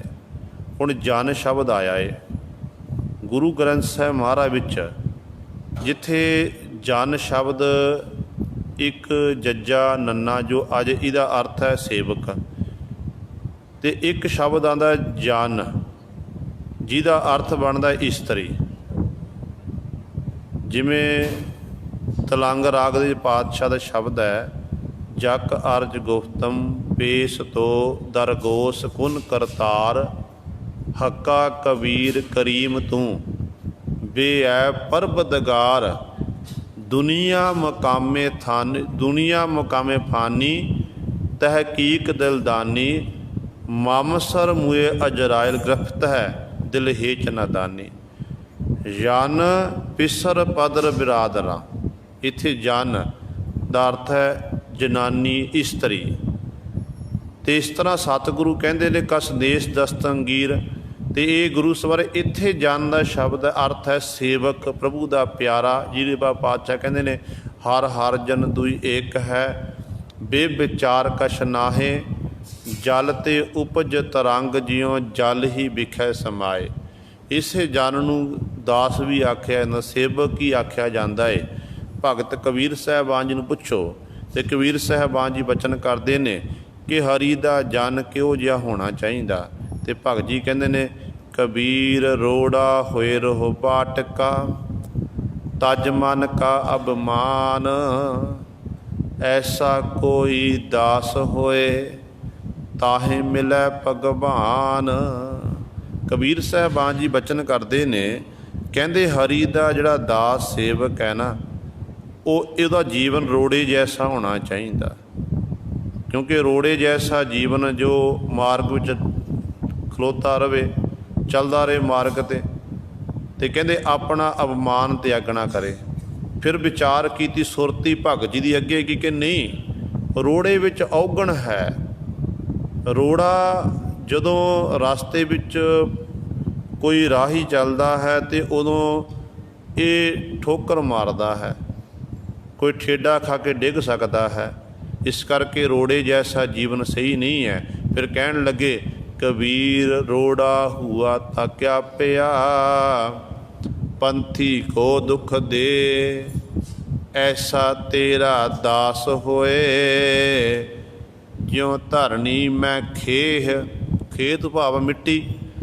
ਕਹਿੰਦੇ ਹਰੀ ਦਾ ਦਾਸ ਤਾਂ ਇਹੋ ਜਿਹਾ ਹੋਣਾ ਚਾਹੀਦਾ ਜਿਸ ਤਰ੍ਹਾਂ ਕਹਿੰਦੇ ਧਰਤੀ ਉੱਤੇ ਮਿੱਟੀ ਹੈ, ਮਿੱਟੀ ਜੈਸਾ ਜੀਵਨ ਹਰੀ ਦੇ ਜਨ ਪਿਆਰੇ ਦਾ ਹੋਣਾ ਚਾਹੀਦਾ। ਫਿਰ ਵਿਚਾਰ ਕੀਤੀ, ਨਹੀਂ ਸੁਰਤੀ ਹੋਰ ਅੱਗੇ ਗਈ ਕਿ ਨਹੀਂ, ਮਿੱਟੀ ਵਿੱਚ ਔਗਣ ਹੈ। ਜਦੋਂ ਮਿੱਟੀ ਹਵਾ ਚੱਲਦੀ ਹੈ, ਇਹ ਮਿੱਟੀ ਘੱਟਾ ਉੱਡਦਾ, ਆਉਂਦੇ ਜਾਂਦੇ ਰਾਹੀਆਂ ਦੇ ਨੇਤਰਾਂ ਵਿੱਚ ਪੈ ਜਾਂਦਾ, ਬਸਤਰ ਲਪੇਟ ਦਿੰਦਾ ਹੈ। ਸਾਰੀ ਜਿਹੜੀ ਮਿੱਟੀ ਘੱਟਾ ਇਹ ਸਰੀਰ ਉੱਤੇ ਜਾ ਕੇ ਜੰਮ ਜਾਂਦੀ ਹੈ। ਇਸ ਕਰਕੇ ਇਹੋ ਜਿਹਾ ਹਰੀ ਦਾ ਜਨ ਨਹੀਂ ਹੋਣਾ ਚਾਹੀਦਾ। ਫਿਰ ਕਹਿਣ ਲੱਗੇ ਕਬੀਰ ਖੇ ਹੋਈ ਤੋ ਕਿਆ ਭਇਆ, ਜੋ ਉੱਡ ਲਾਗੈ ਅੰਗ, ਹਰ ਜਨ ਐਸਾ ਚਾਹੀਐ, ਜਿਉਂ ਪਾਣੀ ਸਰਬੰਗ। ਕਹਿੰਦੇ ਹਰੀ ਦਾ ਜਨ ਤਾਂ ਇਹੋ ਜਿਹਾ ਹੋਣਾ ਚਾਹੀਦਾ ਜਿਵੇਂ ਪਾਣੀ ਹੈ। ਪਾਣੀ ਜਿਹੜਾ ਸਾਡੀਆਂ ਲੋੜਾਂ ਪੂਰੀਆਂ ਕਰਦਾ, ਪਾਣੀ ਸਾਡੀ ਪਿਆਸ ਬੁਝਾਉਂਦਾ। ਪਹਿਲਾ ਪਾਣੀ ਜੀਉ ਜਿਤ ਹਰਿਆ ਸਭ ਕੋਇ, ਗੁਰਬਾਣੀ ਵਿੱਚ ਪਾਤਸ਼ਾਹ ਨੇ ਬਚਨ ਕਰ ਦਿੱਤੇ। ਕਹਿੰਦੇ ਹਰੀ ਦੇ ਜਨ ਪਿਆਰੇ ਦਾ ਜੀਵਨ ਪਾਣੀ ਜੈਸਾ ਹੋਣਾ ਚਾਹੀਦਾ। ਫਿਰ ਗੁਰੂ ਸਰ ਸੁਰਤੀ ਹੋਰ ਅੱਗੇ ਗਈ, ਨਹੀਂ ਪਾਣੀ ਵਿੱਚ ਵੀ ਔਗਣ ਹੈ, ਪਾਣੀ ਜੈਸਾ ਜੀਵਨ ਨਹੀਂ। ਜੇ ਪਾਣੀ ਨੂੰ ਧੁੱਪੇ ਰੱਖ ਦਈਏ ਪਾਣੀ ਗਰਮ ਹੋ ਜਾਂਦਾ, ਛਾਵੇਂ ਰੱਖੀਏ ਤੇ ਪਾਣੀ ਠੰਡਾ ਹੋ ਜਾਂਦਾ। ਇਸ ਕਰਕੇ ਪਾਣੀ ਜੈਸਾ ਜੀਵਨ ਨਹੀਂ ਹੋਣਾ ਚਾਹੀਦਾ। ਹਰੀ ਦੇ ਜਨ ਦਾ ਜੀਵਨ ਕਿਹੋ ਜਿਹਾ, ਕਹਿੰਦੇ ਨੇ ਕਬੀਰ ਪਾਣੀ ਹੁਆ ਤਾਂ ਕਿਆ ਭਇਆ, ਸੀਰਾ ਤਾਤਾ ਹੋਏ, ਹਰ ਜਨ ਐਸਾ ਚਾਹੀਐ, ਜੈਸਾ ਹਰ ਹੀ ਹੋਏ। ਹਰੀ ਦਾ ਜਨ ਤਾਂ ਕਹਿੰਦੇ ਇਹੋ ਜਿਹਾ ਚਾਹੀਦਾ ਜਿਹੋ ਜਿਹਾ ਹਰੀ ਆਪ ਹੈ। ਹਰ ਹਰ ਜਨ ਦੋਇ ਏਕ ਹੈ, ਬਿਬ ਵਿਚਾਰ ਕਛ ਨਾਹੇ, ਜਲ ਤੇ ਉਪਜ ਤਰੰਗ, ਜਿਉਂ ਜਲ ਹੀ ਵਿਖੈ ਸਮਾਹੇ। ਇਹੋ ਜਿਹਾ ਹਰੀ ਦਾ ਜਨ ਪਿਆਰਾ ਹੋਣਾ ਚਾਹੀਦਾ। ਤੇ ਸਤਿਗੁਰੂ ਇੱਥੇ ਇਹੀ ਬਚਨ ਕਰਦੇ ਨੇ ਜਿਹੜੇ ਗੁਰਮੁਖ ਜਨ ਹਨ। ਗੁਰਮੁਖ ਨਾਮ ਗੁਰਮੁਖ ਸਿੰਘ ਰੱਖਣਾ ਗੁਰਮੁਖ ਨਹੀਂ ਬਣ ਸਕਦਾ। ਗੁਰਮੁਖ ਲਈ ਗੁਰੂ ਦੀ ਸਿੱਖਿਆ ਦੇ ਧਾਰਨੀ ਬਣਨਾ ਪਵੇਗਾ। ਗੁਰਮੁਖ ਬਣਨ ਦੇ ਲਈ ਖੰਡੇ ਬਾਟੇ ਦੀ ਪੋਲ ਛਕਣੀ ਪਵੇਗੀ। ਫਿਰ ਆਪਣੀ ਇਹ ਨਹੀਂ ਕਿ ਖੰਡੇ ਬਾਟੇ ਦੀ ਪੋਲ ਛਕ ਲਈ ਮੁੜ ਕੇ ਰਹਿਤ ਵਿੱਚ ਪ੍ਰਪੱਕ ਨਹੀਂ ਰਹੇ, ਸਾਰੀਆਂ ਕਰਹਿਤਾਂ ਕਰਦੇ ਰਹੇ, ਫਿਰ ਵੀ ਗੱਲ ਨਹੀਂ ਬਣਨੀ ਹੈ। ਪੰਜ ਕਕਾਰਾਂ ਦੀ ਜਿਹੜੀ ਵਰਦੀ ਹੈ ਤਾਂ ਸਾਡੀ ਇੱਕ ਯੂਨੀਫਾਰਮ ਵਰਦੀ ਹੋ ਗਈ। ਕਕਾਰ ਜਿਹੜੇ ਸਾਡੇ ਪੰਜ ਕਕਾਰ ਨੇ, ਇਹਨੂੰ ਪਹਿਨਣ ਦੇ ਨਾਲ ਆਪਾਂ ਗੁਰਮੁਖ ਨਹੀਂ ਬਣ ਸਕਦੇ ਹਾਂ। ਅਤੇ ਕਮਾਈ ਕਰਨੀ ਪਵੇਗੀ। ਅਤੇ ਬੱਚਾ ਜਿਵੇਂ ਸਕੂਲ ਪੜ੍ਹਨ ਲਈ ਜਾਂਦਾ ਨਾ, ਅਤੇ ਬੱਚੇ ਨੂੰ ਯੂਨੀਫਾਰਮ ਪਾਈ ਜਾਂਦੀ ਹੈ। ਜੇ ਬੱਚਾ ਯੂਨੀਫਾਰਮ ਪਾਵੇ, ਕਲਾਸ 'ਚ ਬੈਠੇ ਪੜ੍ਹੇ ਨਾ 365 ਦਿਨ, ਪੜ੍ਹਾਈ ਕਰੇ ਨਾ, ਅਤੇ ਫਿਰ ਬੱਚਾ ਫੇਲ ਹੋ ਜਾਵੇਗਾ, ਪਾਸ ਨਹੀਂ ਹੋ ਸਕਦਾ। ਅਤੇ ਨਾਲ ਗੁਰੂ ਸਿਰ ਪੜ੍ਹਾਈ ਕਰਨੀ ਪਏ। ਇੱਥੇ ਪੜ੍ਹਾਈ ਕਿਹੜੀ ਹੈ? ਸਤਿਗੁਰਾਂ ਦੀ ਬਾਣੀ ਦੀ ਪੜ੍ਹਾਈ ਕਿਹੜੀ ਹੈ? ਆਪਣੀ ਰਹਿਤ ਵਿੱਚ ਪਰਪੱਕ ਰਹਿਣਾ, ਅੰਮ੍ਰਿਤ ਵੇਲੇ ਦੀ ਸੰਭਾਲ ਕਰਨੀ, ਬਾਣੀ ਨੂੰ ਪੜ੍ਹਨਾ। ਇਸ ਤਰ੍ਹਾਂ ਗੁਰੂ ਚਾਰ ਬੱਜਰ ਕਹਿਤਾਂ ਤੋਂ ਬਚਣਾ। ਫਿਰ ਗੁਰੂ ਸਵਾਰਿਓ ਅਸਲ ਵਿੱਚ ਉਹ ਜਿਹੜਾ ਜੀਵ ਹੈ ਫਿਰ ਗੁਰਮੁਖ ਬਣਦਾ ਹੈ, ਉਹਨੂੰ ਆਖਿਆ ਜਾਂਦਾ ਗੁਰਮੁਖ। ਅਤੇ ਪਾਤਸ਼ਾਹ ਜੀ ਉਹ ਬਚਨ ਕਰਦੇ ਨੇ, ਕਹਿੰਦੇ ਭਾਈ ਜਿਹੜੇ ਗੁਰਮੁਖ ਜਨ ਹਨ ਉਹ ਖੋਜ ਲੱਭ ਲੈਂਦੇ ਹਨ, ਜਨ ਪੂਰੇ ਲੱਭ ਲੈਂਦੇ ਹਨ। ਇਉਂ ਸਮਦਰਸੀ ਚੀਨਾ ਹੈ। ਇਸ ਤਰ੍ਹਾਂ ਉਸ ਮਾਲਕ ਵਾਹਿਗੁਰੂ ਨੂੰ ਫਿਰ ਉਹ ਦੂਰ ਨਹੀਂ ਦਬਦੇ, ਉਹਨੂੰ ਪਤਾ ਲੱਗ ਜਾਂਦਾ, ਆਪਣੇ ਕੋਲ ਹੀ ਪਹਿਚਾਣ ਲੈਂਦੇ ਨੇ ਕਿ ਉਹ ਵਾਹਿਗੁਰੂ ਤਾਂ ਸਾਡੇ ਬਿਲਕੁਲ ਨੇੜੇ ਹੈ। ਅਸੀਂ ਉਹ ਇਸ ਤਰ੍ਹਾਂ ਦੁਨੀਆ ਦੇ ਲੋਕਾਂ ਨੂੰ ਫਿਰ ਮੈਸੇਜ ਦਿੰਦੇ ਨੇ, ਸੁਨੇਹਾ ਦਿੰਦੇ ਨੇ ਕਿ ਭਾਈ ਜਿਸ ਪਰਮਾਤਮਾ ਨੂੰ ਤੂੰ ਥਾਵਾਂ ਥਾਵਾਂ 'ਤੇ ਲੱਭ ਰਿਹਾ ਨਾ, ਉਹ ਵਾਹਿਗੁਰੂ ਤੇਰੇ ਹੱਥਾਂ ਪੈਰਾਂ ਤੋਂ ਵੀ ਨੇੜੇ ਜੇ। ਭਗਤ ਰਵਿਦਾਸ ਜੀ ਕਹਿੰਦੇ ਨੇ, ਕਹਿ ਰਵਿਦਾਸ ਹਾਥ ਪੈ ਨੀਰੈ ਸਹਿਜੇ ਹੋਏ ਸੋ ਹੋਈ। ਇਸ ਤਰ੍ਹਾਂ ਫਿਰ ਉਹਨਾਂ ਦੀ ਅਵਸਥਾ ਇਸ ਤਰ੍ਹਾਂ ਦੀ ਬਣਦੀ ਹੈ, ਪ੍ਰਭ ਬੇਅੰਤ ਗੁਰਮਤਿ ਕੋ ਪਾਵਹਿ, ਗੁਰ ਕੈ ਸ਼ਬਦ ਮਨ ਕੋ ਸਮਝਾਵਹਿ। ਸਤਿਗੁਰੂ ਜੀ ਅਗਲੇ ਪਦੇ ਵਿੱਚ ਬਖਸ਼ਿਸ਼ ਕਰਦੇ ਨੇ, ਕਹਿੰਦੇ ਪ੍ਰਭੂ ਕੀ ਹੈ? ਬੇਅੰਤ ਹੈ, ਜਿਹਦਾ ਕੋਈ ਅੰਤ ਹੀ ਨਹੀਂ ਹੈ। ਅਤੇ ਐਸੇ ਪ੍ਰਭੂ ਨੂੰ ਫਿਰ ਕਿਵੇਂ ਪ੍ਰਾਪਤ ਕੀਤਾ ਜਾ ਸਕਦਾ? ਗੁਰਮਤਿ ਕੋ ਪਾਵੈ, ਗੁਰਮਤਿ ਦਾ ਧਾਰਨੀ ਬਣ ਕੇ। ਕੋਈ ਇੱਕ ਅੱਧਾ ਹੀ ਹੈ। ਕੋਟਨ ਮੈਂ ਨਾਨਕ ਕਉ ਨਾਰਾਇਣ ਜੇ ਚੀਤ, ਹੈਨ ਬਿਰਲੇ ਨਾਹੀ ਘਣੇ ਫੈਲ ਫੱਕੜ ਸੰਸਾਰ। ਜਗ ਮੈਂ ਉੱਤਮ ਕਾਢੀ ਹੈ ਵਿਰਲੇ ਕਈ ਕੇ। ਕੋਈ ਬਿਰਲੇ ਹੀ ਹਨ ਜਿਹੜੇ ਉਸ ਮਾਲਕ ਨੂੰ ਪ੍ਰਾਪਤ ਕਰ ਸਕਦੇ ਨੇ, ਪਰ ਗੁਰਮਤਿ ਦੇ ਧਾਰਨੀ ਬਣਨਾ ਜ਼ਰੂਰੀ ਹੈ। ਜੇ ਗੁਰਮਤਿ ਦੇ ਧਾਰਨੀ ਨਹੀਂ ਬਣਦੇ ਤੇ ਉਦੋਂ ਤੱਕ ਗੁਰੂ ਸਾਰੇ ਮਾਲਕ ਪ੍ਰਭੂ ਦੀ ਪ੍ਰਾਪਤੀ ਨਹੀਂ ਹੋ ਸਕਦੀ ਹੈ। ਗੁਰਮੁਖ ਬਣਨਾ ਜ਼ਰੂਰੀ ਹੈ। ਇਸ ਕਰਕੇ ਕਹਿੰਦੇ ਹੈ ਤਾਂ ਪ੍ਰਭੂ ਬੇਅੰਤ ਹੈ, ਉਹਦਾ ਕੋਈ ਅੰਤ ਨਹੀਂ ਹੈ। ਅੰਤ ਨਾ ਅੰਤਸ ਦਾ ਬੇਅੰਤ ਹੈ ਉਹ ਤਾਂ। ਪਰ ਹਾਂ, ਜੇ ਗੁਰਮਤਿ ਦੇ ਧਾਰਨੀ ਬਣ ਜਾਈਏ, ਆਪਣੀ ਰਹਿਤ ਵਿੱਚ ਪਰਪੱਕ ਰਹੀਏ ਅਤੇ ਗੁਰੂ ਗੁਰੂ ਜਪੀਏ, ਕਹਿੰਦੇ ਕੋਈ ਇੱਕ ਅੱਧਾ ਇਹੋ ਜਿਹਾ ਹੋਵੇਗਾ ਜਿਹੜਾ ਉਸ ਮਾਲਕ ਨੂੰ, ਵਾਹਿਗੁਰੂ ਨੂੰ ਪ੍ਰਾਪਤ ਕਰ ਲਵੇਗਾ। ਗੁਰ ਕੈ ਸ਼ਬਦ ਮਨ ਕੋ ਸਮਝਾਵੈ। ਫਿਰ ਗੱਲ ਸ਼ਬਦ ਦੀ ਆ ਗਈ ਹੈ। ਸ਼ਬਦ ਕੀ ਹੈ? ਗੁਰੂ ਦਾ ਉਪਦੇਸ਼। ਜੋ ਗੁਰੂ ਗ੍ਰੰਥ ਸਾਹਿਬ ਮਹਾਰਾਜ 1430 ਅੰਕ ਪਾਤਸ਼ਾਹ ਦੇ ਨੇ, ਇੱਕ ਇੱਕ ਅੱਖਰ, ਇੱਕ ਇੱਕ ਸ਼ਬਦ ਸਾਡੇ ਲਈ ਉਪਦੇਸ਼ ਹੈ ਗੁਰੂ ਸਵਾਰੇ। ਜਦੋਂ ਸਾਡੇ ਹਿਰਦੇ ਅੰਦਰ ਗੁਰੂ ਦਾ ਸ਼ਬਦ ਵਸ ਜਾਵੇ ਨਾ, ਅਤੇ ਉਦੋਂ ਫਿਰ ਸਾਡੀ ਗੁਰੂ ਦੀ ਸਾਡੇ ਉੱਤੇ ਬਹੁਤ ਵੱਡੀ ਬਖਸ਼ਿਸ਼ ਹੋ ਜਾਣੀ ਹੈ। ਗੁਰੂ ਦੇ ਸ਼ਬਦ ਰਾਹੀਂ ਹੀ ਉਸ ਮਾਲਕ ਵਾਹਿਗੁਰੂ ਨੂੰ ਪ੍ਰਾਪਤ ਕੀਤਾ ਜਾ ਸਕਦਾ ਹੈ। ਮਨ ਨਹੀਂ ਸਮਝਦਾ, ਮਨ ਨੂੰ ਸਮਝਾਉਣ ਦਾ ਤਰੀਕਾ ਇਹੀ ਹੈ, ਗੁਰੂ ਦੇ ਸ਼ਬਦ ਦੇ ਲੜ ਲੱਗ ਜਾਵੋ, ਸ਼ਬਦ ਨਾਲ ਜੁੜ ਜਾਵੋ ਅਤੇ ਮਨ ਆਪਣੇ ਆਪ ਹੀ ਸਮਝ ਜਾਵੇਗਾ। ਇਸ ਕਰਕੇ ਸਤਿਗੁਰੂ ਕਹਿੰਦੇ, ਜੇ ਮਨ ਨਹੀਂ ਸਮਝਦਾ, ਤੇਰਾ ਮਨ ਦੌੜਿਆ ਭੱਜਿਆ ਫਿਰਦਾ ਨਾ ਭਾਈ, ਮਨੈ ਸ਼ੈਤਾਨਾ ਬੇਈਮਾਨਾ, ਮਰ ਜਾ ਮਗਰੋਂ ਲੈ ਜਾ, ਨਿੱਤ ਸਿਆਪੇ ਤੇਰੇ ਕਰਦਾ, ਕਦੇ ਤਾਂ ਟੇਕੇ ਬਹਿ ਜਾ। ਮਨ ਟੇਕੇ ਨਹੀਂ ਬਹਿੰਦਾ, ਸ਼ਰਾਰਤਾਂ ਕਰਦਾ ਏ। ਕਹਿੰਦੇ ਇਹਨੂੰ ਮਨ ਨੂੰ ਸਮਝਾਉਣ ਦਾ ਇੱਕੋ ਇੱਕ ਤਰੀਕਾ ਉਹ ਹੈ ਗੁਰੂ ਦਾ ਸ਼ਬਦ, ਗੁਰੂ ਦਾ ਉਪਦੇਸ਼। ਸ਼ਬਦ ਵਿੱਚ ਆਪਣੇ ਮਨ ਨੂੰ ਖਵੋ, ਕਹਿੰਦੇ ਤੇਰਾ ਮਨ ਆਪਣੇ ਆਪ ਹੀ ਸਮਝ ਜਾਵੇਗਾ। ਫਿਰ ਹੋਰ ਕੀ ਕਰਨਾ ਪਾਤਸ਼ਾਹ? ਅਤੇ ਸਤਿਗੁਰੂ ਅਗਲੀ ਪੰਕਤੀ ਬਖਸ਼ਿਸ਼ ਕਰਦੇ ਹਨ, ਸਤਿਗੁਰ ਕੀ ਬਾਣੀ ਸਤ ਸਤ ਕਰ ਮਾਨੋ, ਇਉ ਆਤਮ ਰਾਮੈ ਲੀਨਾ ਹੈ। ਅਗਲਾ ਕਰਮ ਪਾਤਸ਼ਾਹ ਕਹਿੰਦੇ ਜਿਹੜੀ ਇਸ ਗੁਰਾਂ ਦੀ ਬਾਣੀ ਹੈ ਨਾ, ਇਸ ਬਾਣੀ ਨੂੰ ਸੱਚ ਕਰਕੇ ਮੰਨਣਾ। ਬਸ ਜੋ ਬਾਣੀ ਕਹਿੰਦੀ ਹੈ ਉਹ ਬਾਣੀ ਹੀ ਬਾਹੋ ਬਾਹੋ ਬਾਣੀ ਨਿਰੰਕਾਰ ਹੈ। ਜੋ ਬਾਣੀ ਵਿੱਚ ਲਿਖ ਦਿੱਤਾ ਗੁਰੂ ਪਾਤਸ਼ਾਹ ਨੇ ਬਿਲਕੁਲ ਸੱਤ ਹੈ।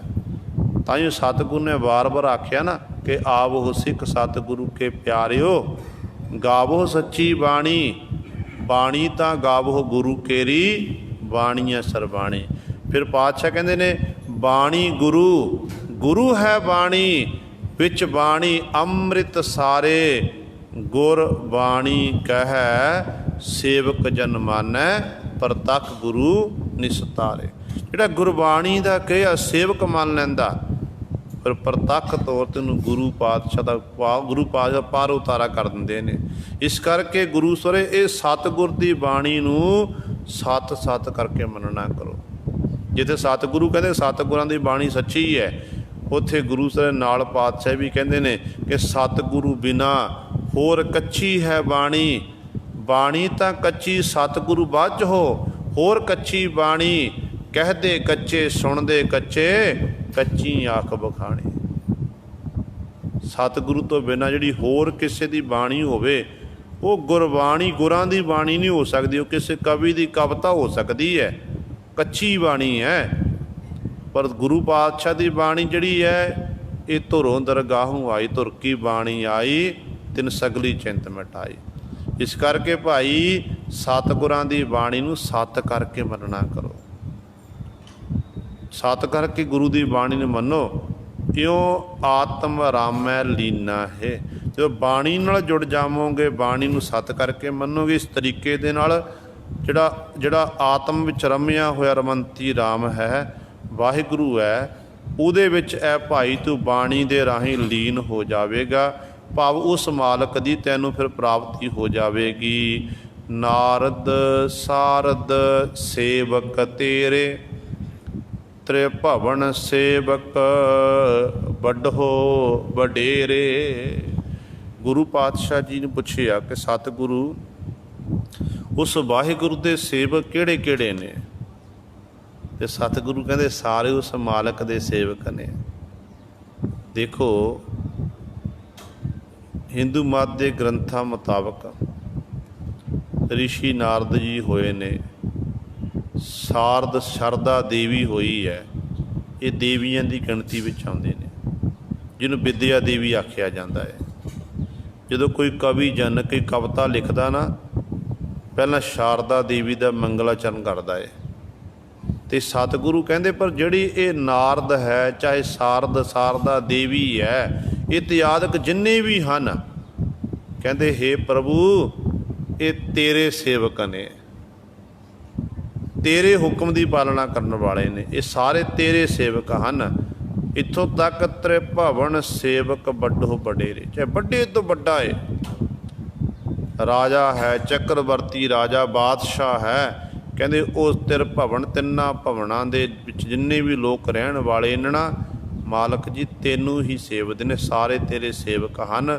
ਤੂੰ ਸਭ ਤੋਂ ਵੱਡਾ ਹੈ, ਸਭ ਤੇਰੀ ਕੁਦਰਤ, ਤੂੰ ਸਿਰ ਸਿਰ ਦਾਤਾ, ਸਭ ਤੇਰੋ ਕਾਰਨ ਕੀਨਾ ਹੈ। ਹੇ ਵਾਹਿਗੁਰੂ, ਜਿਹੜਾ ਸੰਸਾਰ ਆਪਾਂ ਦੇਖਦੇ ਹਾਂ ਇਹ ਸਾਰੀ ਤੇਰੀ ਕੁਦਰਤ ਹੈ, ਤੇਰਾ ਬਣਾਇਆ ਹੋਇਆ ਸੰਸਾਰ, ਜਿੰਨੇ ਜੀਵ ਜੰਤੂ ਨੇ, ਅਤੇ ਤੇਰੇ ਕੁਦਰਤ ਬਾਬਤ ਦੱਸਿਆ ਨਹੀਂ ਜਾ ਸਕਦਾ। ਜਿਵੇਂ ਆਪਾਂ ਪਾਤਸ਼ਾਹ ਦੇ ਬਚਨ ਪੜ੍ਹਦੇ ਹਾਂ ਕਿ ਕੁਦਰਤ ਕਵਣ ਕਹਾ ਵਿਚਾਰ, ਬਾਰਿਆ ਨਾ ਜਾਵਾ ਏਕ ਵਾਰ, ਜੋ ਤੁਧ ਭਾਵੈ ਸਾਈ ਭਲੀ ਕਾਰ, ਤੂੰ ਸਦਾ ਸਲਾਮਤ ਨਿਰੰਕਾਰ।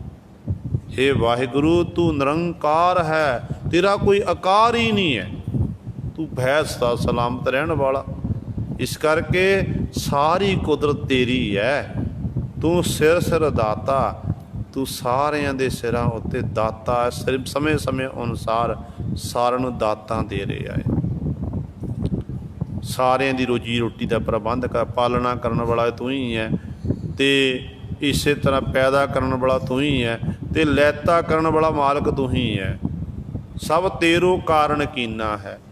ਜੋ ਕੁਝ ਸੰਸਾਰ ਵਿੱਚ ਪਿੱਛੇ ਹੋਇਆ, ਹੁਣ ਹੋ ਰਿਹਾ, ਅੱਗੇ ਹੋਵੇਗਾ, ਅਤੇ ਇਹ ਸਭ ਕੁਝ ਗੁਰੂ ਸਵਾਰੇ ਪਰਮਾਤਮਾ ਹੀ ਕਰਨ ਵਾਲਾ ਹੈ। ਕਿਉਂਕਿ ਆਪ ਕਰਤਾ, ਆਪ ਭੁਗਤਾ, ਆਪ ਕਾਰਨ ਕੀਆ। ਵਾਹਿਗੁਰੂ ਹੀ ਕਰਨ ਵਾਲਾ, ਵਾਹਿਗੁਰੂ ਤੇਰੇ ਹੀ ਕੀ ਸਾਰੀ ਖੇਡ ਹੈ। ਇੱਕ ਦਰ ਸੇਵ ਹੈ ਦਰਦ ਬੰਜਾਏ, ਹੋਏ ਦਰਗਹਿ ਪੈਂਦੇ ਸਤਿਗੁਰੂ ਛਡਾਏ। ਇੱਕ ਐਸੇ ਨੇ ਜਿਹੜੇ ਤੇਰੇ ਦਰ ਨੂੰ ਸੇਵਦੇ ਨੇ, ਤੈਨੂੰ ਚੇਤੇ ਕਰਦੇ ਨੇ, ਅੱਠੇ ਪੈਰ ਸਾਸ ਗਰਾਸ ਦੁਆਰਾ ਤੇਰਾ ਸਿਮਰਨ ਕਰਕੇ ਦਰਦ ਬੰਜਾਏ, ਆਪਣੇ ਦਰਦ ਨੂੰ ਬਣਾਉਂਦੇ ਨੇ, ਭਾਵ ਆਪਣੀ ਦੁੱਖ ਤਕਲੀਫ ਨੂੰ ਖਤਮ ਕਰਦੇ ਨੇ। ਜਿਹੜੇ ਤੈਨੂੰ ਸੇਵਦੇ ਨੇ ਫਿਰ ਉਹ ਜਦੋਂ ਇਸ ਲੋਕ ਤੋਂ ਪਰਲੋਕ ਦੀ ਯਾਤਰਾ ਕਰਦੇ ਨੇ, ਆਪ ਮਾਲਕ ਦੀ ਦਰਗਾਹ ਵਿਖੇ ਪਹੁੰਚ ਜਾਂਦੇ ਨੇ।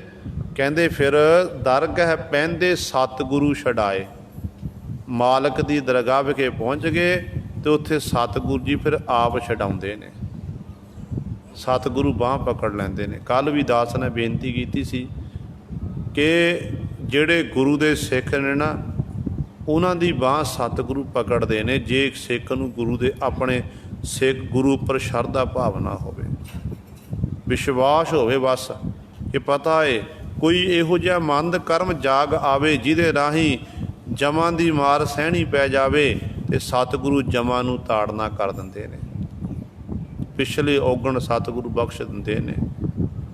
ਇਸ ਕਰਕੇ ਸਤਿਗੁਰੂ ਛਡਾਉਣ ਵਾਲੇ, ਸਤਿਗੁਰੂ ਵਿੱਚ ਇਹ ਤਾਕਤ ਹੈ। ਜਿਵੇਂ ਕਿਸੇ ਵਜ਼ੀਰ ਦੀ ਪਹੁੰਚ ਹੈ ਮੁੱਖ ਮੰਤਰੀ ਤੱਕ, ਪ੍ਰਧਾਨ ਮੰਤਰੀ ਤੱਕ, ਤੇ ਉਹ ਪ੍ਰਧਾਨ ਮੰਤਰੀ ਨੂੰ ਕਹਿ ਕੇ, ਰਾਜੇ ਨੂੰ ਕਹਿ ਕੇ ਤੇ ਗੁਰੂ ਸਰੇ ਜਿਹੜਾ ਦੋਸ਼ੀ ਨੂੰ ਉਹ ਨਿਰਦੋਸ਼ ਸਾਬਤ ਕਰ ਸਕਦਾ ਹੈ। ਤੇ ਗੁਰੂ ਵਿੱਚ ਇਹ ਪਹੁੰਚ ਹੈ। ਜਦੋਂ ਕੋਈ ਗੁਨਾਹ ਕੀਤਾ ਹੋਵੇ ਨਾ ਸਿੱਖ ਨੇ, ਫਿਰ ਸਤਿਗੁਰੂ ਨੂੰ ਬਾਅਦ ਵਿੱਚ ਸਤਿਗੁਰੂ ਨੂੰ ਯਾਦ ਕਰਦਾ ਹੋਵੇ, ਗੁਰੂ ਗੁਰੂ ਜਪਦਾ ਹੋਇਆ ਆਪਣਾ ਪੰਜ ਭੂਤਕ ਸਰੀਰ ਤਿਆਗ ਦੇਵੇ ਤੇ ਮਾਲਕ ਦੀ ਦਰਗਾਹ ਵਿਖੇ ਸਤਿਗੁਰੂ ਫਿਰ ਬਾਂਹ ਪਕੜ ਲੈਂਦੇ ਨੇ ਤੇ ਪ੍ਰਭੂ ਨੂੰ ਕਹਿ ਦਿੰਦੇ ਕਿ ਪ੍ਰਭੂ ਜੀ ਇਹਨੂੰ ਮੇਰੇ ਹਵਾਲੇ ਕਰ ਦਿਓ, ਇਹ ਮੇਰਾ ਸਿੱਖ ਹੈ, ਇਹਦਾ ਲੇਖਾ ਜੋਖਾ ਮੈਂ ਆਪ ਕਰਾਂਗਾ। ਤੇ ਸਤਿਗੁਰੂ ਬਾਂਹ ਫੜਦੇ। ਇਸ ਕਿਉਂ ਮੈਂ ਨਹੀਂ ਕਹਿ ਰਿਹਾ, ਗੁਰੂ ਨਾਨਕ ਸਾਹਿਬ ਮਹਾਰਾਜ ਕਹਿ ਰਹੇ ਨੇ। ਗੁਰੂ ਨਾਨਕ ਪਾਤਸ਼ਾਹ ਕਹਿੰਦੇ ਨੇ ਉਹ ਇਹ ਦਰਗਹ ਪਹਿੰਦੇ ਸਤਿਗੁਰੂ ਛਡਾਏ। ਮਾਲਕ ਦੀ ਦਰਗਾਹ ਵਿਖੇ ਪਹੁੰਚਦੇ ਨੇ, ਉੱਥੇ ਫਿਰ ਸਤਿਗੁਰੂ ਆਪਣਾ ਜਾਣ ਕੇ ਛਡਾ ਲੈਂਦੇ ਹਨ। ਹੋਮੈ ਬੰਧਨ ਸਤਿਗੁਰ ਤੋੜੇ, ਚਿਤ ਚੰਚਲ ਚੱਲਣ ਨਾ ਦੀਨਾ ਹੈ। ਸਤਿਗੁਰੂ ਸਭ ਤੋਂ ਪਹਿਲਾਂ ਆਪਣੇ ਸਿੱਖ ਦੇ ਹੋਮੈ ਰੂਪੀ ਬੰਧਨਾਂ ਨੂੰ ਤੋੜਦੇ ਨੇ। ਜਿੱਥੇ ਹੋਮੈ ਉੱਥੇ ਪ੍ਰਮਾਤਮਾ ਨਹੀਂ ਹੈ। ਕਿਣਕਾ ਮਾਤਰ ਵੀ ਪਾਤਸ਼ਾਹ ਆਪਣੇ ਸਿੱਖਾਂ ਵਿੱਚ ਹੋਮਾ ਨਹੀਂ ਰਹਿਣ ਦਿੰਦੇ। ਜਿਹੜਾ ਚਿੱਤ ਚੰਚਲ ਇੱਧਰ ਉੱਧਰ ਦੌੜਦਾ ਭੱਜਦਾ ਫਿਰਦਾ ਨਾ ਮਨ, ਕਹਿੰਦੇ ਉਹਨੂੰ ਪਰ ਚੱਲਣ ਨਹੀਂ ਦਿੰਦੇ। ਸਤਿਗੁਰੂ ਰੋਕ ਦਿੰਦੇ ਨੇ ਕਿ ਇਸ ਨੂੰ ਤਰੀਕਾ ਜੁਗਤੀ ਦੱਸਦੇ, ਸਿੱਖਾ ਆਹ ਤੂੰ ਕਰਮ ਕਰ, ਇਸ ਮਾਰਗ 'ਤੇ ਚੱਲ। ਤੇਰਾ ਜਿਹੜਾ ਇੱਧਰ ਉੱਧਰ ਜਿਹੜਾ ਤੇਰਾ ਚਿੱਤ ਦੌੜਦਾ ਹੈ, ਚਿੱਤ ਜਿਹੜਾ ਮਨ ਤੇਰਾ ਦੌੜਿਆ ਭੱਜਿਆ ਫਿਰਦਾ, ਇਹਨੂੰ ਇਸ ਤਰੀਕਾ ਕੰਟਰੋਲ ਕਰਨ ਦਾ। ਅਤੇ ਗੁਰੂ ਬਖਸ਼ਿਸ਼ ਕਰਕੇ ਇਸ ਤਰ੍ਹਾਂ ਸਾਰੇ ਬੰਧਨਾਂ ਨੂੰ ਫਿਰ ਪਾਤਸ਼ਾਹ ਤੋੜਦੇ ਹਨ। ਸਤਿਗੁਰ ਮਿਲਹੁ ਚੀਨਹੁ ਬਿਧ ਸਾਈ, ਜਿਤ ਪ੍ਰਭ ਪਾਵਹੁ ਗਣਤ ਨ ਕਾਈ। ਫਿਰ ਜਗਿਆਸੂ ਨੇ ਸਵਾਲ ਕੀਤਾ ਗੁਰੂ ਨਾਨਕ ਪਾਤਸ਼ਾਹ ਚਰਨਾਂ ਕਿ ਪਾਤਸ਼ਾਹ ਫਿਰ ਉਸ ਮਾਲਕ ਨੂੰ ਕਿਵੇਂ ਪ੍ਰਾਪਤ ਕੀਤਾ ਜਾਂ ਕਿਹੜੀ ਜੁਗਤੀ ਵਰਤੀ ਹੈ? ਅਤੇ ਪਾਤਸ਼ਾਹ ਕਹਿੰਦੇ ਸਭ ਤੋਂ ਪਹਿਲਾਂ ਸਤਿਗੁਰ ਮਿਲੋ, ਆਪਣੇ ਸਤਿਗੁਰੂ ਨੂੰ ਮਿਲਣਾ ਕਰੋ, ਗੁਰੂ ਦੇ ਸਨਮੁਖ ਹੋ ਅਤੇ ਗੁਰੂ ਤੋਂ ਸਿੱਖਿਆ ਲੈ ਕੇ ਨਾ ਜੋ ਗੁਰੂ ਕਹਿੰਦਾ, ਜੋ ਗੁਰ ਕਹੈ ਸੋਈ ਭਲ ਮਾਨੋ, ਉਹਦੇ ਮੁਤਾਬਕ ਚੀਨੋ ਬਿਧ ਸਾਈ। ਕਹਿੰਦੇ ਉਸੇ ਹੀ ਤਰੀਕੇ, ਉਸੇ ਜੁਗਤੀ ਦੇ ਢੰਗ ਦੇ ਨਾਲ ਕਹਿੰਦੇ ਉਸ ਮਾਲਕ ਨੂੰ ਚੀਨਣਾ ਕਰੋ, ਮਾਲਕ ਨੂੰ ਪਹਿਚਾਣ, ਉਹੀ ਕਮਾਈ ਕਰਨਾ ਕਰੋ। ਜਿਤ ਪ੍ਰਭ ਪਾਵਹੁ ਗਣਤ ਨ ਕਾਈ। ਕਹਿੰਦੇ ਫਿਰ ਇਸ ਤਰ੍ਹਾਂ ਇਹ ਕਮਾਈ ਕਰਕੇ ਕਹਿੰਦੇ ਜਿਹੜਾ ਉਹ ਤਰੀਕਾ ਵਰਤੋ ਜਿਹਦੇ ਰਾਹੀਂ ਕਹਿੰਦੇ ਪ੍ਰਭੂ ਨੂੰ ਪ੍ਰਾਪਤ ਕਰ ਲਈਏ, ਪ੍ਰਭੂ ਦੀ ਪ੍ਰਾਪਤੀ ਹੋ ਜਾਵੇ। ਜਿਨ੍ਹਾਂ ਨੂੰ ਮਾਲਕ ਦੀ ਪ੍ਰਾਪਤੀ ਹੁੰਦੀ ਹੈ ਉਹਦੇ ਅੰਦਰ, ਉਹਦੇ ਮਨ ਵਿੱਚੋਂ ਫਿਰ ਗਿਣਤੀਆਂ ਮਿਣਤੀਆਂ ਇਤਿਆਦਿਕ ਖਤਮ ਹੋ ਜਾਂਦੀਆਂ ਨੇ। ਉਹ ਸਚਿਆਰ ਬਣ ਜਾਂਦੇ ਨੇ, ਮਾਲਕ ਦੇ ਦਰ 'ਤੇ ਪ੍ਰਵਾਨ ਹੁੰਦੇ ਨੇ ਅਤੇ ਉਹਨਾਂ ਦੇ ਅੰਦਰੋਂ ਗਿਣਤੀ ਮਿਣਤੀ ਮੁੱਕ ਜਾਂਦੀ ਹੈ, ਕਿਉਂਕਿ ਉਹ ਹਰ ਸਮੇਂ ਆਪਣੇ ਗੁਰੂ ਨੂੰ ਸਮਰਪਿਤ ਹੁੰਦੇ ਨੇ, ਪ੍ਰਭੂ ਨੂੰ ਸਮਰਪਿਤ ਹੁੰਦੇ ਨੇ ਅਤੇ ਪ੍ਰਭੂ ਦੇ ਚਰਨਾਂ ਵਿੱਚ ਬੇਨਤੀਆਂ ਕਰਦੇ ਨੇ ਕਿ ਹਮਰੀ ਗਣਤ ਨ ਗਣੀਆਂ ਕਾਈ, ਆਪਣਾ ਬਿਰਦ ਪਛਾਣ ਹਾਥ ਦੇ ਰਾਖੇ ਕਰ ਆਪਣੇ, ਸਦਾ ਸਦਾ ਰੰਗ ਮਾਣ। ਇੰਝ ਉਹ ਬੇਨਤੀਆਂ ਕਰਦੇ ਹਨ ਅਤੇ ਪਾਤਸ਼ਾਹ ਫਿਰ ਉਹਨਾਂ ਉੱਤੇ ਕਿਰਪਾ ਕਰਦੇ ਹਨ। ਉਹਦੀ ਗਿਣਤੀ ਮਿਣਤੀ ਉਹਦੇ ਮਨ ਵਿੱਚੋਂ ਸਾਰੀ ਖਤਮ ਹੋ ਜਾਂਦੀ ਹੈ। ਹੋਮੈ ਮਾਰ ਕਰੋ ਗੁਰ ਸੇਵਾ, ਜਨ ਨਾਨਕ ਹਰ ਰੰਗ ਭੀਨਾ ਹੈ। ਪਾਤਸ਼ਾਹ ਜੀ ਅਖੀਰਲੀ ਪੰਕਤੀ 'ਚ ਬਖਸ਼ਿਸ਼ ਕਰਦੇ ਨੇ, ਕਹਿੰਦੇ ਭਾਈ ਆਪਣੇ ਅੰਦਰੋਂ ਹੋਮੈ ਨੂੰ ਮਾਰ ਕੇ ਤੁਸੀਂ ਗੁਰੂ ਦੀ ਸੇਵਾ ਕਰਨੀ ਕਰ।